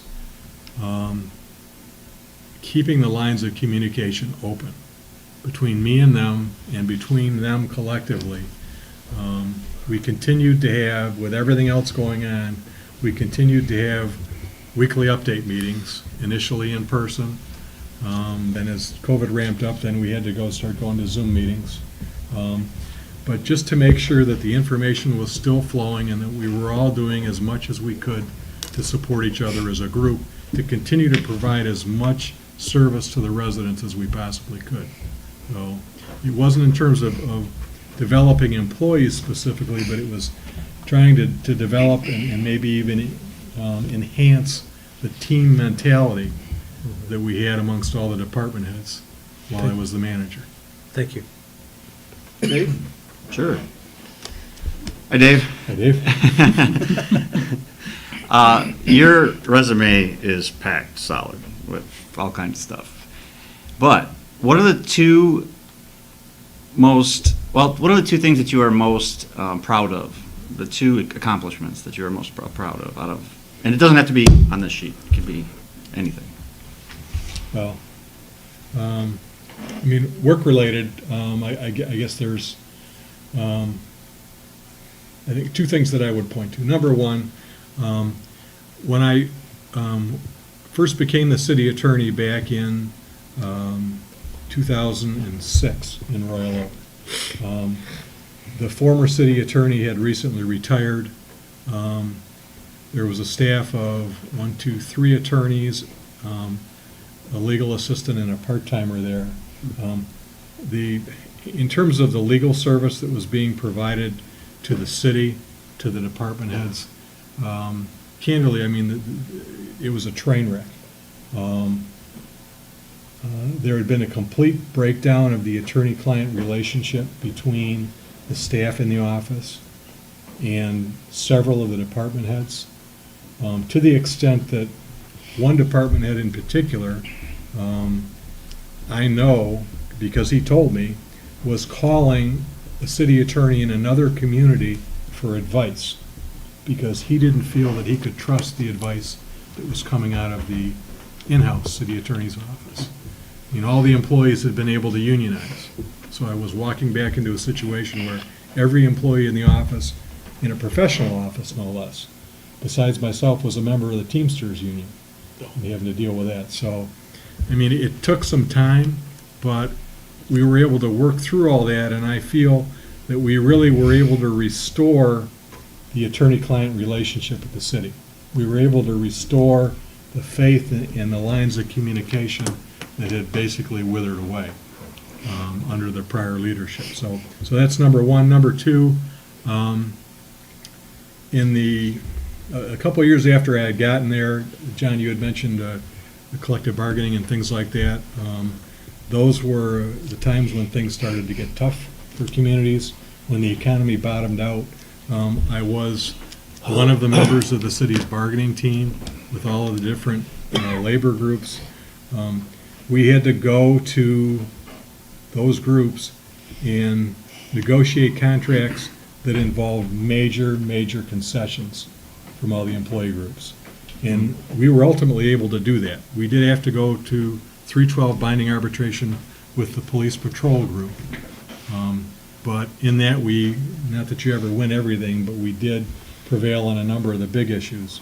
But other than that, we were able to reach contracts with all the different employee groups that provided some savings for the city, while at the same time providing some of the protections and some of the basic terms that really were only fair to the employees too. So we were able to kind of weather the storm economically, if you will. And in large part, I think it was because of the success we had at the collective bargaining table, and I feel like I was a big part of that. Did you have a second one, or did you give me two? I think that was two. May I follow up, though, President? Quickly. Okay, I can be quick. Based on your resume, you appear to be overqualified.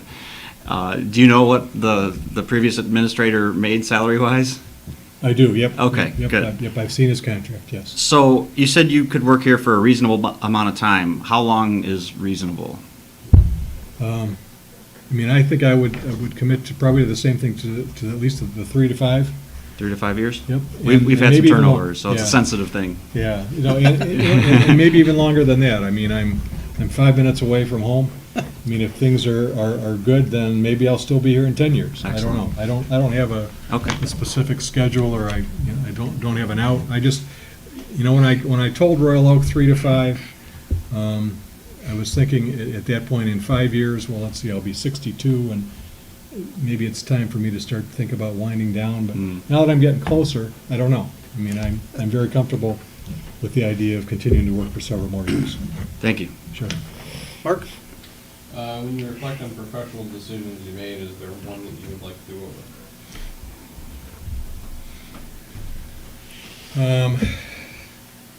Well, it's probably not a fair question for an attorney, because every case I ever handled, I could probably think of something I would have handled a little bit differently. But, probably the biggest thing is, might be the way that I've approached the personnel in my office currently at the city, in the city attorney's office. And candidly, one of the things that I've kind of bounced around in my mind a little bit is, if I were to leave and give notice in Royal Oak, I think I know what my recommendation to the commission would be as to what direction they think they should go in. But I wish I could say that I had been able to basically develop someone, to find someone, to hire someone, and train someone who would be in a position to take my place when I left. So the city would have that option. And I just don't feel that I have that. I mean, I have 2 attorneys on staff now, one that I inherited and one that I hired myself.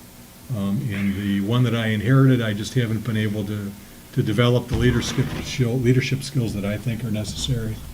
And the one employee I did hire is a very good, very loyal, very dependable employee, but I just haven't been able to get him to kind of get over the hump to really show some initiative. So, I mean, that would be the one thing I would try to do over, would be to try to emphasize the succession plan in the office more than I have. So. Mr. Malik? Yeah, I'm going to go back to, I have a couple things, but Getting to a collaborative agreement on contentious issues can be difficult. Some municipalities face financial decisions.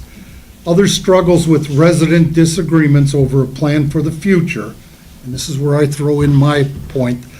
Being a village resident, if you were to get this job and you had friends or neighbors in the community that you know personally who have disagreements with the operations or your views or the council's views, how would you go about working this out and handling it?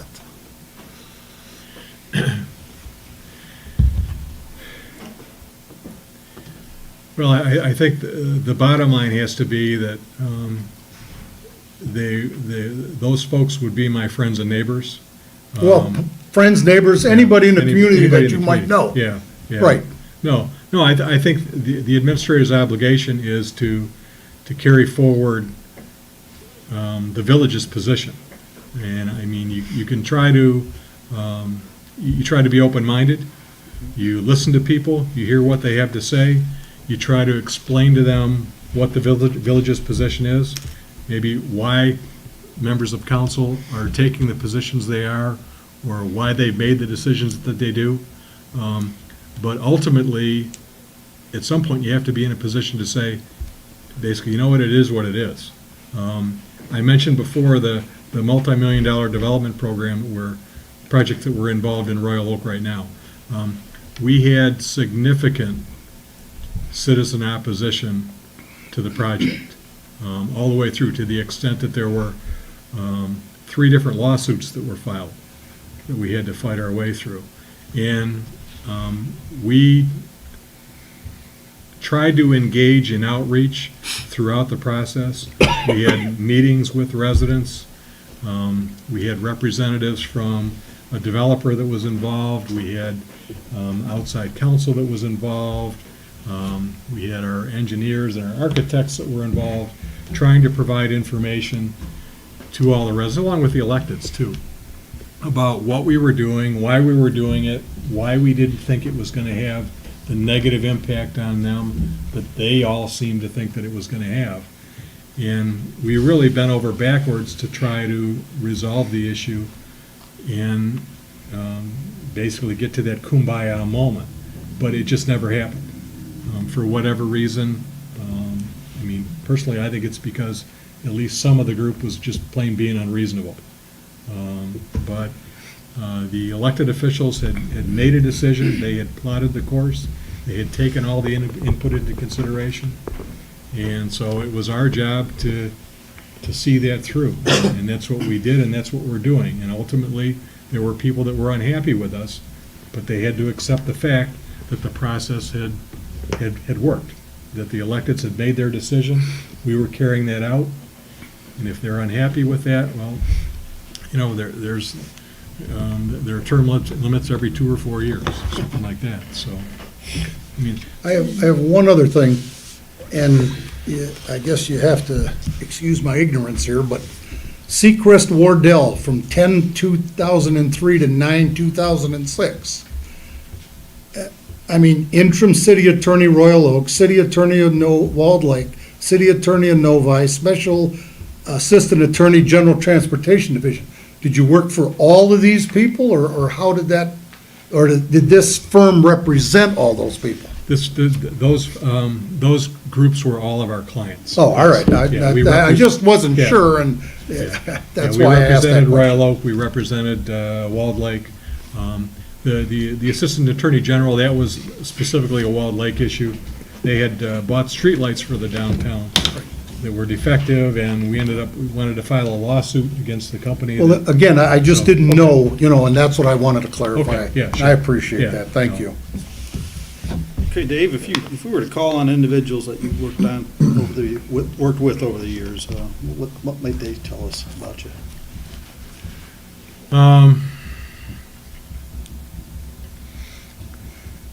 I think they would tell you that that I work very hard, number one. And I'm not afraid of hard work. I think they would tell you that I'm a good listener and that I bring a calming influence to the discussions. I'm not the type to fly off the handle. I mean, I do have a temper. I mean, I get pushed.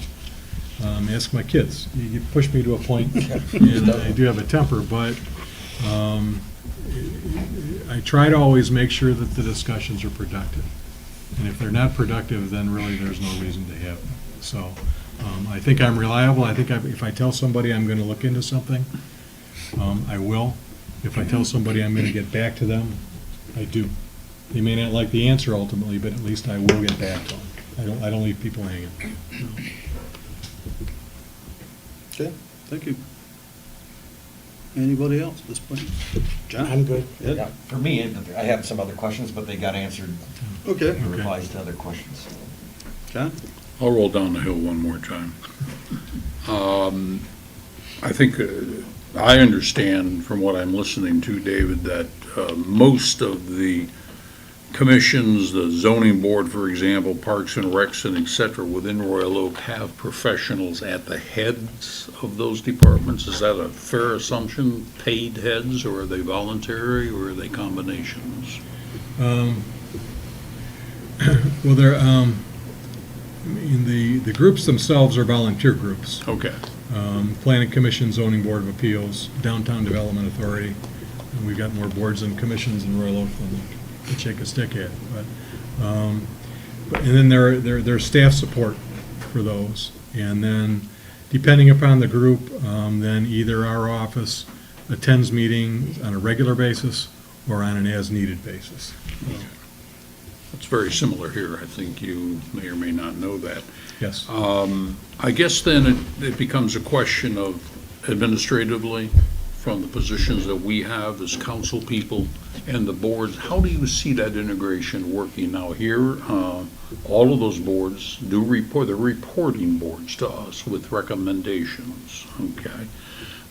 Do you believe that they have a certain amount of independent powers that they should exhibit in terms of their decisions and how they integrate with the council when they move forward?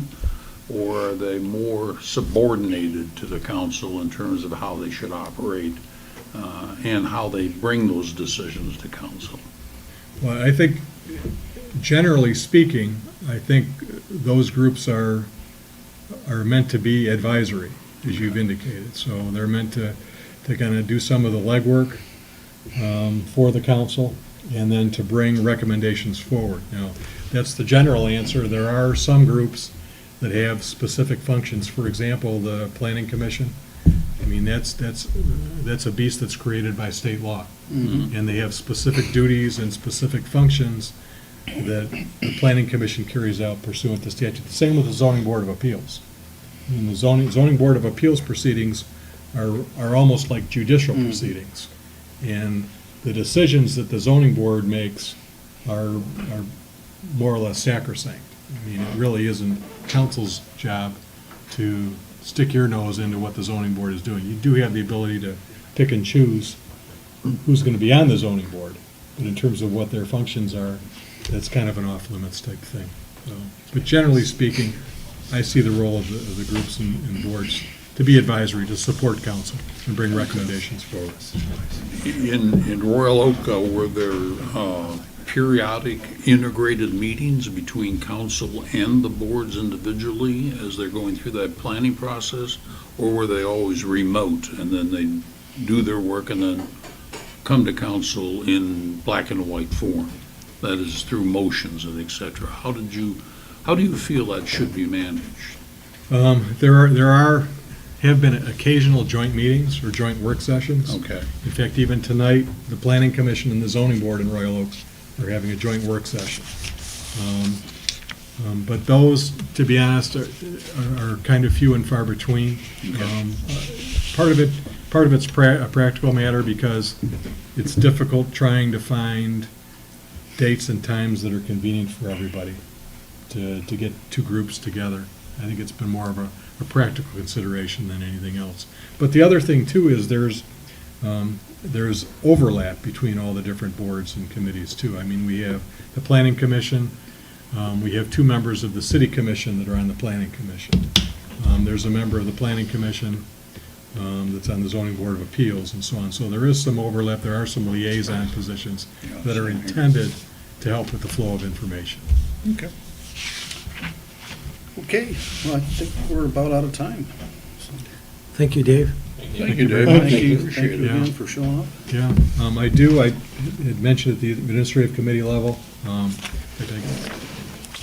can go ahead and give it to you, I do have a list of references. Thank you. And the folks that are on there, just the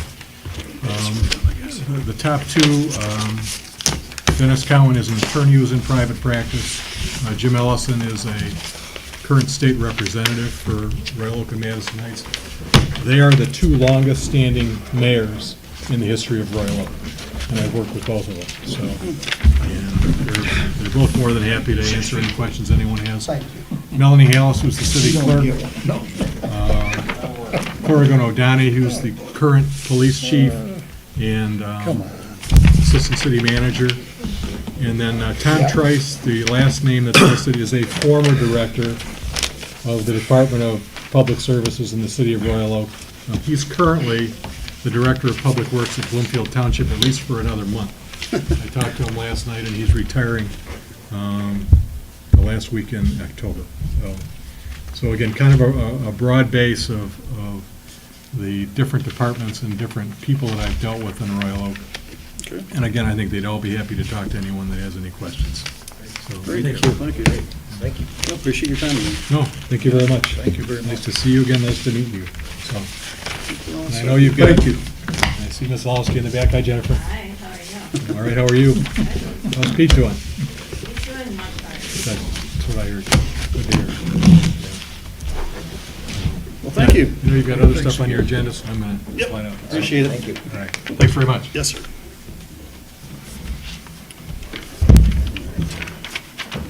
Thank you. Okay, thank you. Have a good evening. Take two for a second.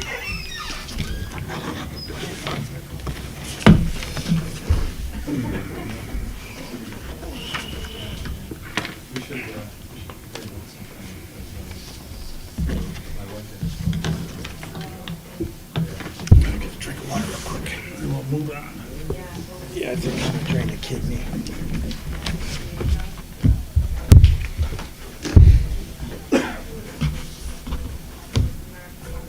Are you on the administrative committee? Are you on the administrative committee? So you had talked to him prior to also, right? And some quick review of the other. Yeah, no, just curious, you know. Are we, Brian, Well, are we still on? Yeah. Yeah. Okay, no problem. Are we gonna discuss this now this I evening? think that's probably prudent to do. Okay, is this something that is open on camera when, with discussion? It will or- be, yes, I don't know, that's what I'm asking. it will be. Okay. Yep. Ken's got it on tapes. Well, that's just, that's kind of tough. Yeah. Pretty much right now, yeah. Oh, now, I'd like to, yeah, before then? probably. Oh, okay. It says closed session What's that? on the agenda. Yeah, it's another thing. Hi, Jennifer. Hi, how are you? Yes, close along. Oh, Yeah. yeah? Well, No, good. no, it You're won't. still moving. But we're not in a closed session yet, so Right. Okay. we would like to, I think at this point, we'd like to I tore that puppy. talk about the administrator interviews here we've had, so. Zoom last meeting, but it's getting better. I have a boot to wear, but I can't drive. Oh, right. I took it off. Contact. Okay. Stationary. Well, Meeting back to order. been here for almost 2 hours now so far, and so I wanted to move forward and see what direction we wanted to move as far as what everybody thought tonight about the interviews. We have the avenue, if we want to continue to look for other candidates, we can do that. We can go out to, go to bat with John Walsh again. We had that possibility. We can make a decision tonight if we want to. This is a regular council session. So I guess it's council's pleasure at this point. Well, in my mind, we have two great candidates.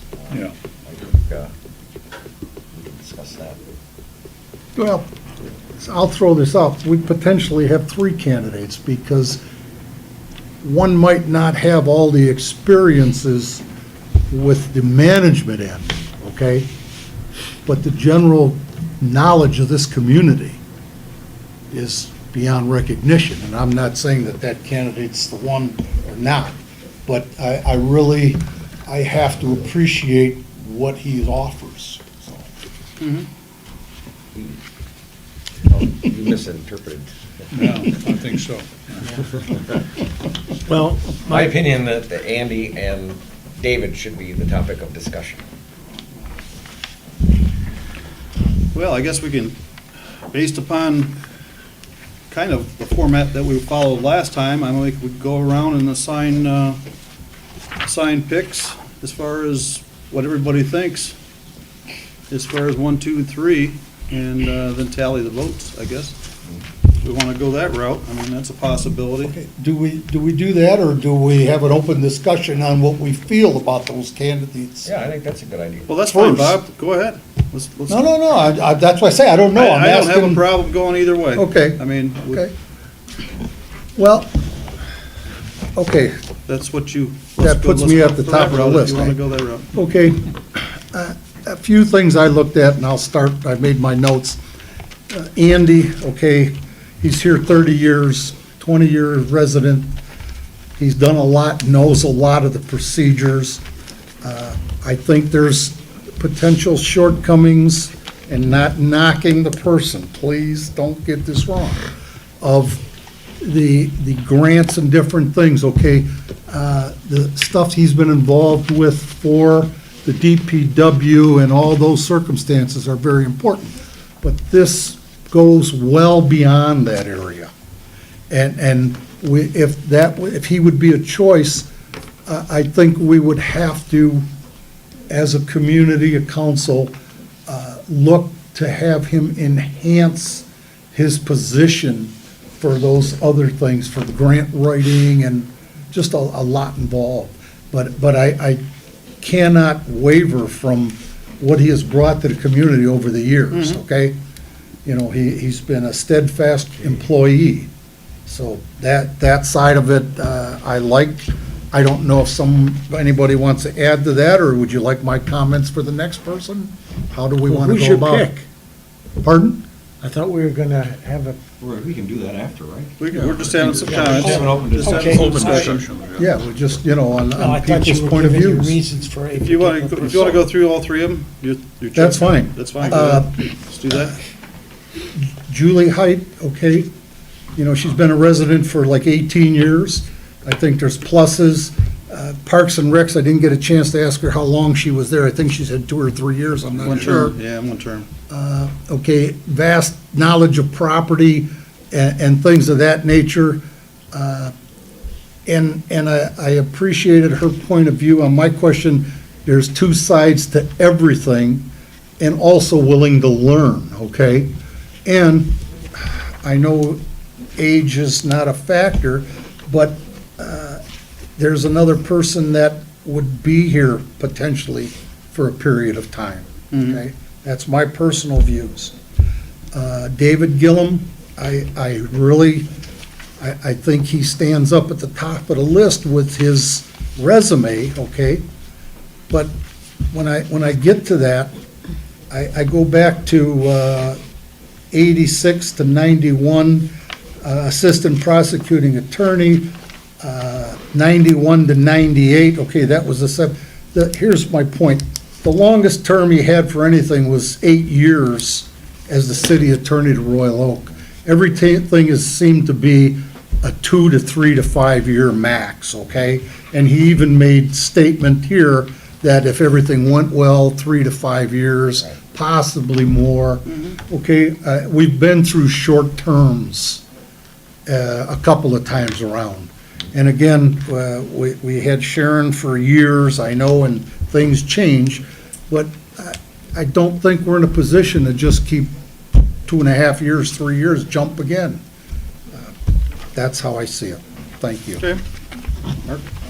So Andy obviously is my top choice, for the fact that he has been here so long, he knows everybody involved, all the players. He's done a considerable amount of the jobs involved with the administrator. He understands the budget, he understands, I mean, he did touch on the grant that he was involved in. I think that he would be conceivably the longest person to stay. I don't see him leaving that position for conceivably 10 years. Just knowing Andy and his age and everything.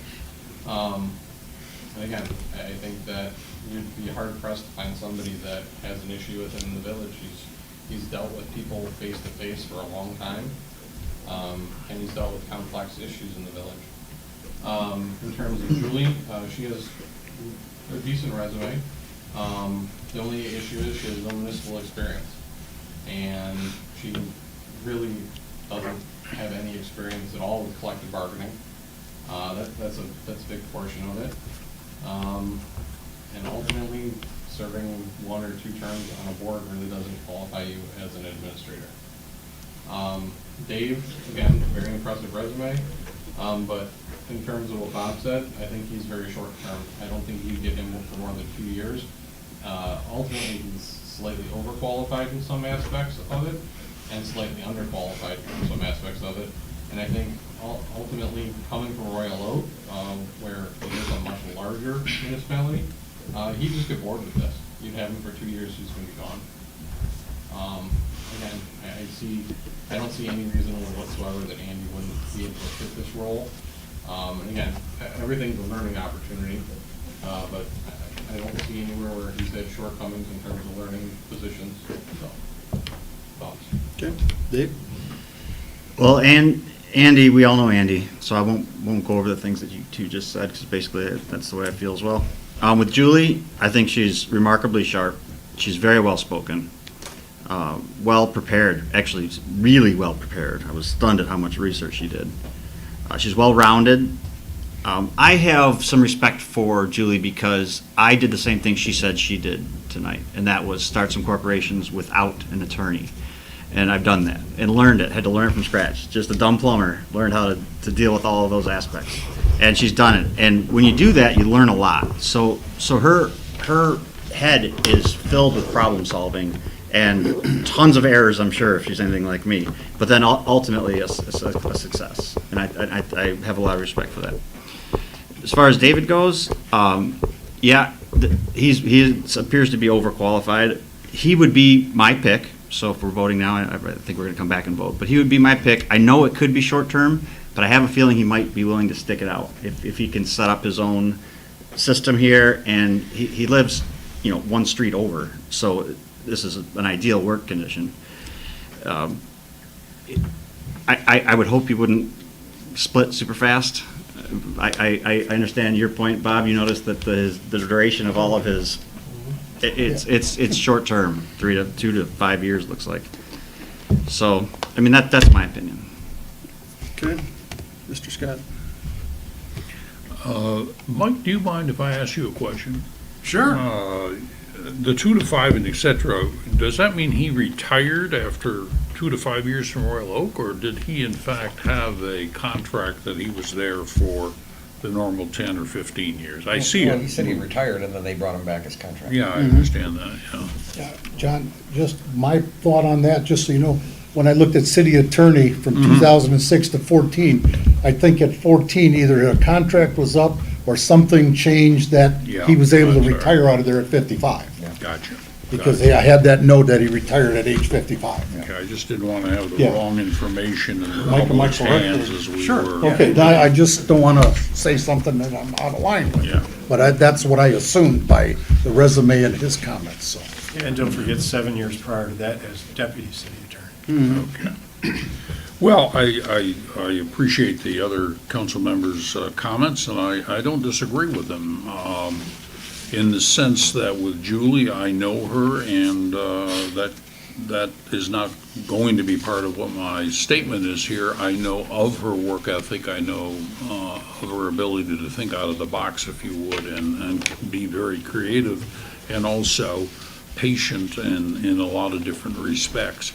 I think everybody heard me ask the question of how would she approach the administrative position, and I think there's something we need to try and avoid after going through sort of a triple whammy here over a matter of 5 or 6 years, and that is we need somebody with deep experience that can walk in and take over.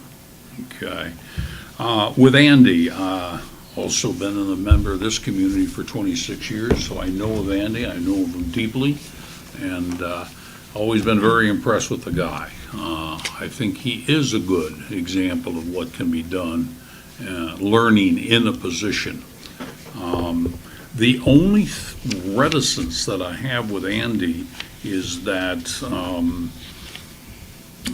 at times he has been asked to step up and improve his background of management skills over and beyond what he's done day in and day out. And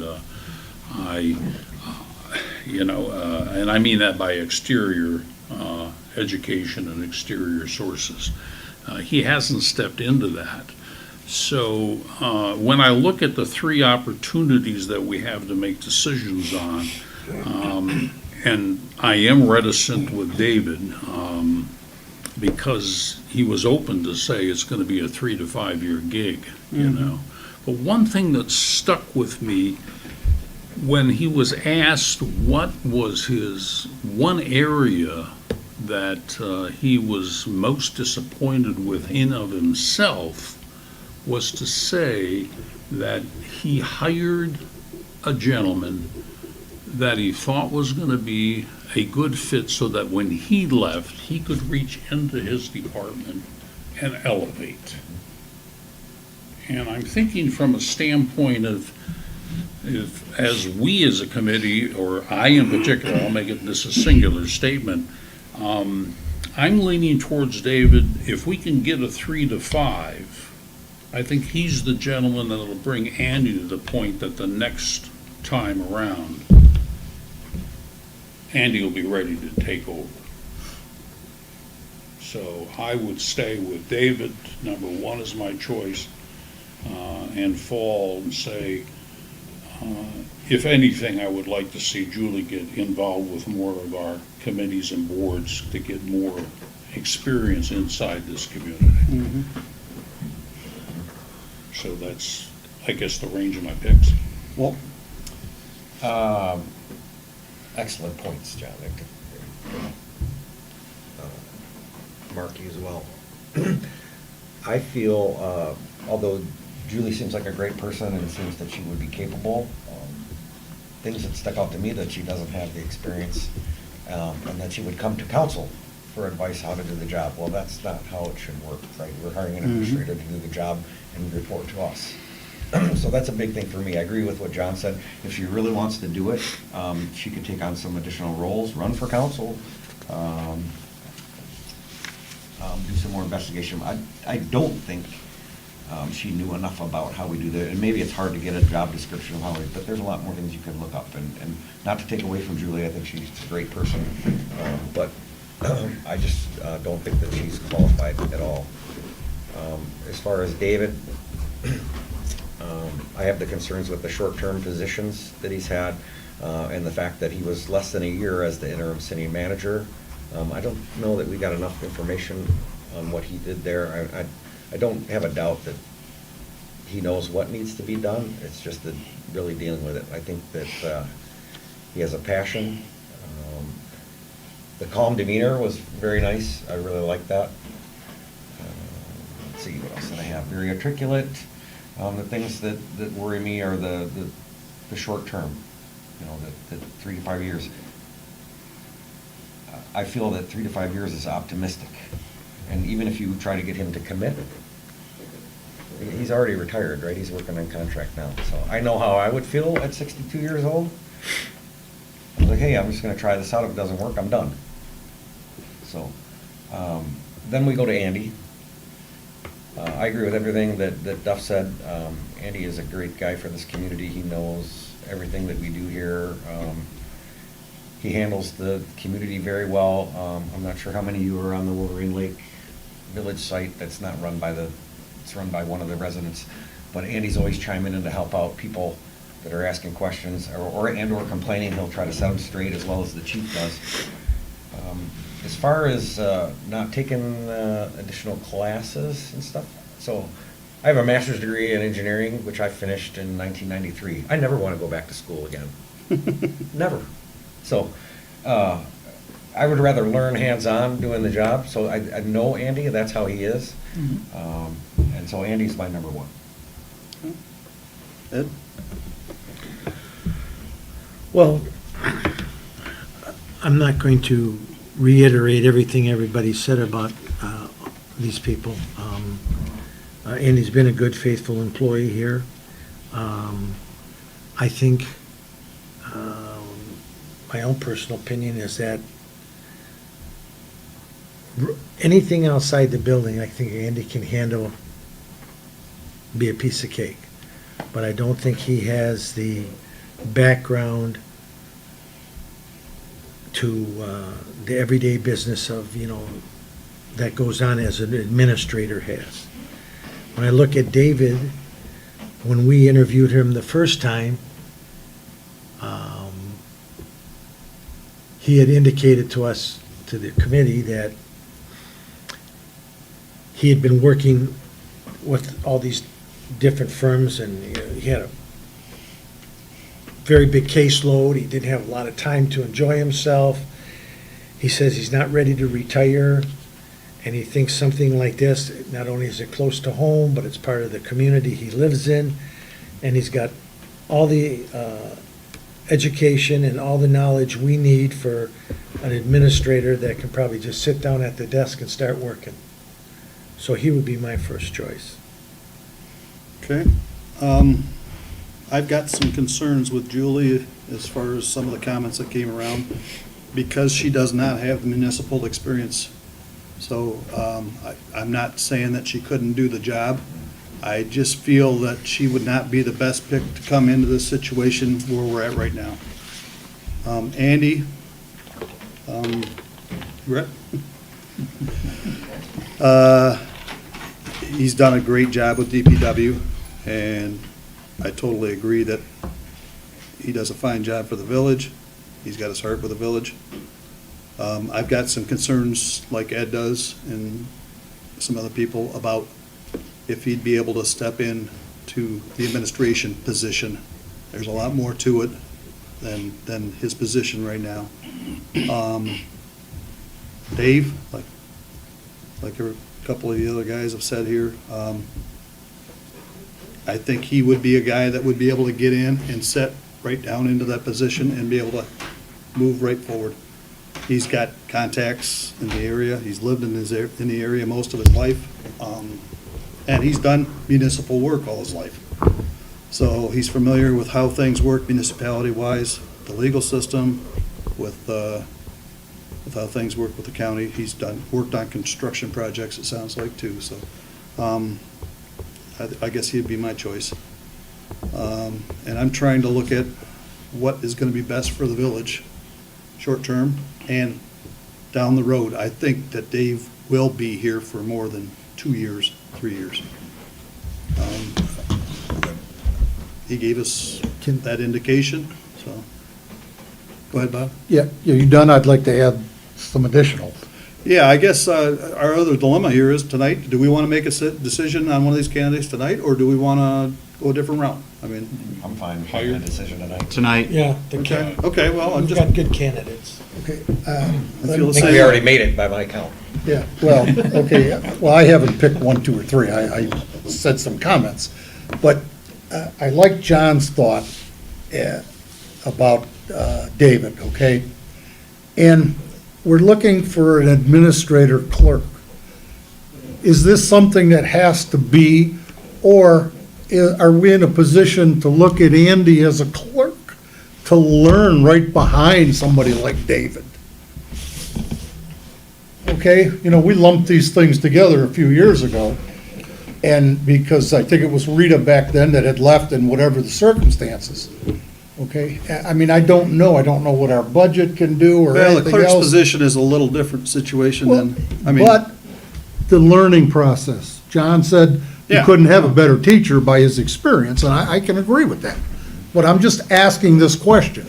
I mean, guess if staying you're in asking about the place clerk. As DPW supervisor as well as taking on clerk, is that what I Yeah, wanna make yeah, sure? even if the clerk thing is a potential part-time, I don't know. I don't know what we're capable or what our, Well, the clerk's position is totally different situation, Bob. it is, but it's tied together. Not necessarily. Well, Mike, help me out here. Being a clerk in a township is quite different than being a clerk in the village. The major differentiator is voting and voting registration rolls and so forth. The clerk's position here is largely nominal. I mean, in terms of you swear somebody in, you sign off on the ordinances and those sorts of things. My point being, Tabitha's role, for example, as a temporary clerk, whenever she steps into it, the vast majority of the duties are clerical as opposed to clerical. Let me make sure administrative assistant as opposed to working clerk. Working clerk duties are ancillary to the administrator position, and there wouldn't be a niche carved out or any point in having someone there as a clerk per se, unless, you wanted to expand the office staff or something like that, and I don't think that's what Andy said. No, well, that's why I'm asking the question, because, we used to have a clerk way back when, and it changed, and again, I like John's That's when they were thought. doing We elections. were running elections here, so we had to have a Well, clerk. When Yeah. Rita Irwin left, Mhm. was the last standalone clerk Right. that you had, Rita. And Sharon, at the time, just said, I can do this. She you was know, prior like- clerk. Okay, Yeah, she She was- was your clerk she was before she clerk was before, administrator, yeah. so she just took over. And so Right. it kind of like Mike was saying, the clerk's role in the village, because you lost the, you don't handle the elections here really, Mhm. is just kind of really administrative. It's well, more- like I say, I don't know, and that's why I'm asking, Yep. because I like Andy a lot, but he doesn't have everything to bring to the position. I mean, but I don't, as a community, and me personally, as a resident, I don't want him alienated that he didn't get a job, okay? I want him, and I've said it way back when, about him adding to his classes or whatever, to step up, because he has so much to offer the community, and he's proven it for 20-plus years. Yeah. It's a tough call. And I just, I don't want to see an alienation.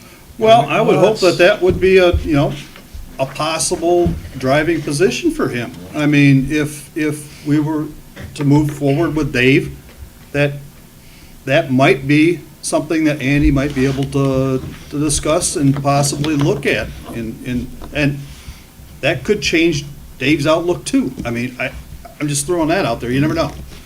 So, Well, it's true. I mean, it might give him a position of teaching someone, like he mentioned, like you had mentioned, that he was brought in the person to fill the shoes, so. You gotta remember, Andy's gonna be the Can I make a motion? superintendent. Do we vote?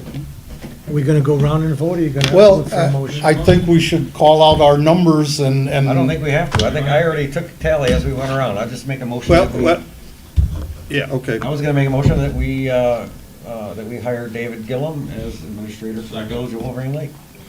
Motion by Walter York. Second. That was a second by Duff. Oh, okay. Discussion. Okay, have we talked to him in your meetings about salary? I Somebody think asked him already. Yeah, it's been, Is that something we're It's- free it's to been- talk it's about? touched on. He knew what it was. it's been he knows Yeah. what it is. brought to the table, yeah. He's I had don't some think it should discussion. exceed Administrator, what we right? paid Michael Smith. Yeah, same thing we brought Michael Smith in. That we brought him in at, or what he left at? No, What we brought in. Okay, and what about review factor? Same That's thing. all in there. Everything's there. Well, I don't know, I wasn't there, okay, so, I mean, I don't have it sitting here in front of me, Ed. I want to know now as a taxpayer. Be the same review process. What is it, 6 months, 90 Yeah. days, 6 months, and I think, Mike, would you like to speak a little bit to this regard, or? All I was going to say, Mr. President, is that Dave does have an outline of what Mr. Smith's contract was. Right. There may be some things he found objectionable, we didn't get that far, and I'm not sure that we, I don't know if he's agreeable to starting at the same rate that Mr. Smith did. So the way that you handled it the last time was you made a decision about which candidate, and then you directed the administration and legal counsel to write the contract. And so we've really used, for the last two administrators, the same baseline for, the proposal. So, I mean, Would that be the administrative committee? It could go to the administrative committee, or just the administration, Mike. I mean, it's up to, Well, I guess my question then would be, if this, we have a basic layout, and we know what we're gonna offer because of who we had the last time and how he was paid, is this something that it can be done so at our October meeting, we can find out if he wants to come to work, because he says he needs 30 days. Yeah. Okay? Yeah. I mean, if we're gonna make this, let's make it roll. I mean, our office can have a contract prepared next week. So you could have something at your October. Well, it's gotta get to him, and he's gotta get us an answer, you Yeah, know? and I think what we could do tonight would be to say that we direct our interim administrator to negotiate with Mr. Young for an employment position. Yeah, we didn't vote on it Yeah, yet. well, but I mean, I think that discussion should include the council's preference that a minimum of a 3-year contract with redecision has to be in place and agreed to. I Okay. mean, that's what I heard. Right. Yeah. And I think I would like to reinforce that he understands that he is going to be in a mentor's position. That we all appreciate Andy's work and definitely. diligence and flexibility and what he brings to the game. And whether Andy's here or not, when he's here or not, that's going to be Andy's decision. It'll either work out or won't. But my gut tells me this could work very well for this Agree. village. I agree. Definitely polish Andy up a little bit. Yeah, there's things on the outside that we all know just are going to occur that have nothing to do with that normal mechanical prowess that he carries. So, that's my thoughts. So I guess, And last time we talked about, what if David doesn't agree? Do we come back then? I don't remember. Did we make a contingency beforehand, or was it after? You mean the last administrator? Yeah. I don't recall if you. Did we have a No. second choice last time? You did have a second choice, but I don't think that it was kind of a, you all Yeah, kind it of was- decided, we're gonna action? decide Yeah. this Yeah. unanimously, and we're Yeah. not gonna have a backup, because then that just doesn't look so That great doesn't look for good. our Yeah, that's offer, right. Okay, you know, thank like. you. Yeah, you don't want to do that. Gotcha. and I'd like to say also that as I believe the last time that we ended up going through this, it would be prudent to try to get a unanimous vote for an approval process here. Get a what, I'm sorry? Unanimous vote. Oh, yeah. Call for the vote. Okay. Roll call, please. Roll call. Oh, sorry. Yeah, roll Mr. call. Sinkowitz. Yes. Mr. York. Yes. Mr. Scott. Yes. Mr. Malik. Yes. Mr. Duff. Yes. Mr. Dumont. Yes. Mr. Nedrow. Yes. That would be unanimous. Okay, so I think we've got consensus on how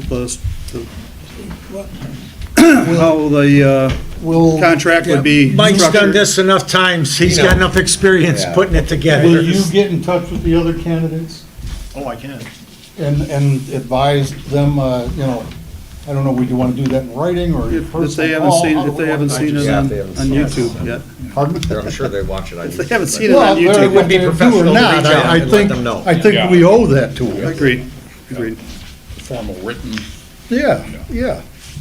Okay, well, moving forward on the agenda then, I guess we need a motion to move second. into closed session for attorney-client privilege, and we need a 2/3 majority vote for this. Motion by Second. Duff, second by Mr. Malik. Roll call, please.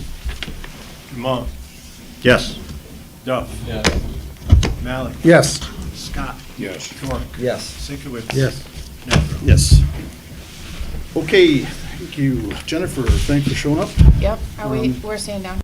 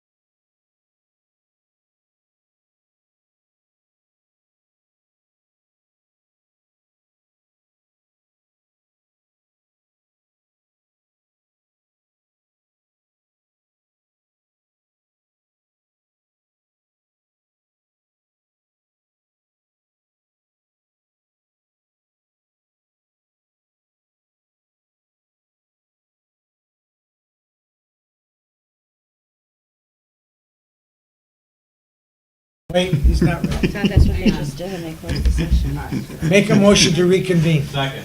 We actually didn't motion on the close. Oh, You did. We did that. Mr. Yeah, We President, I did guess the we closed did. in the closed. Yeah, we didn't pull a roll call, but we don't need a roll call. Okay, No, you motion, did. that was a motion to reconvene. all in favor? Aye. Aye. Aye. Aye. Opposed? Motion to adjourn. Motion carries. Second. Motion by Segowitz, second by Duff to adjourn. I want a roll call. All in favor? Aye. Opposed? Motion carries. Thank you. Who made the motion? I get on a roll. Who made the motion to reconvene? That was Segowitz, followed by Duff. Thank you. Got it.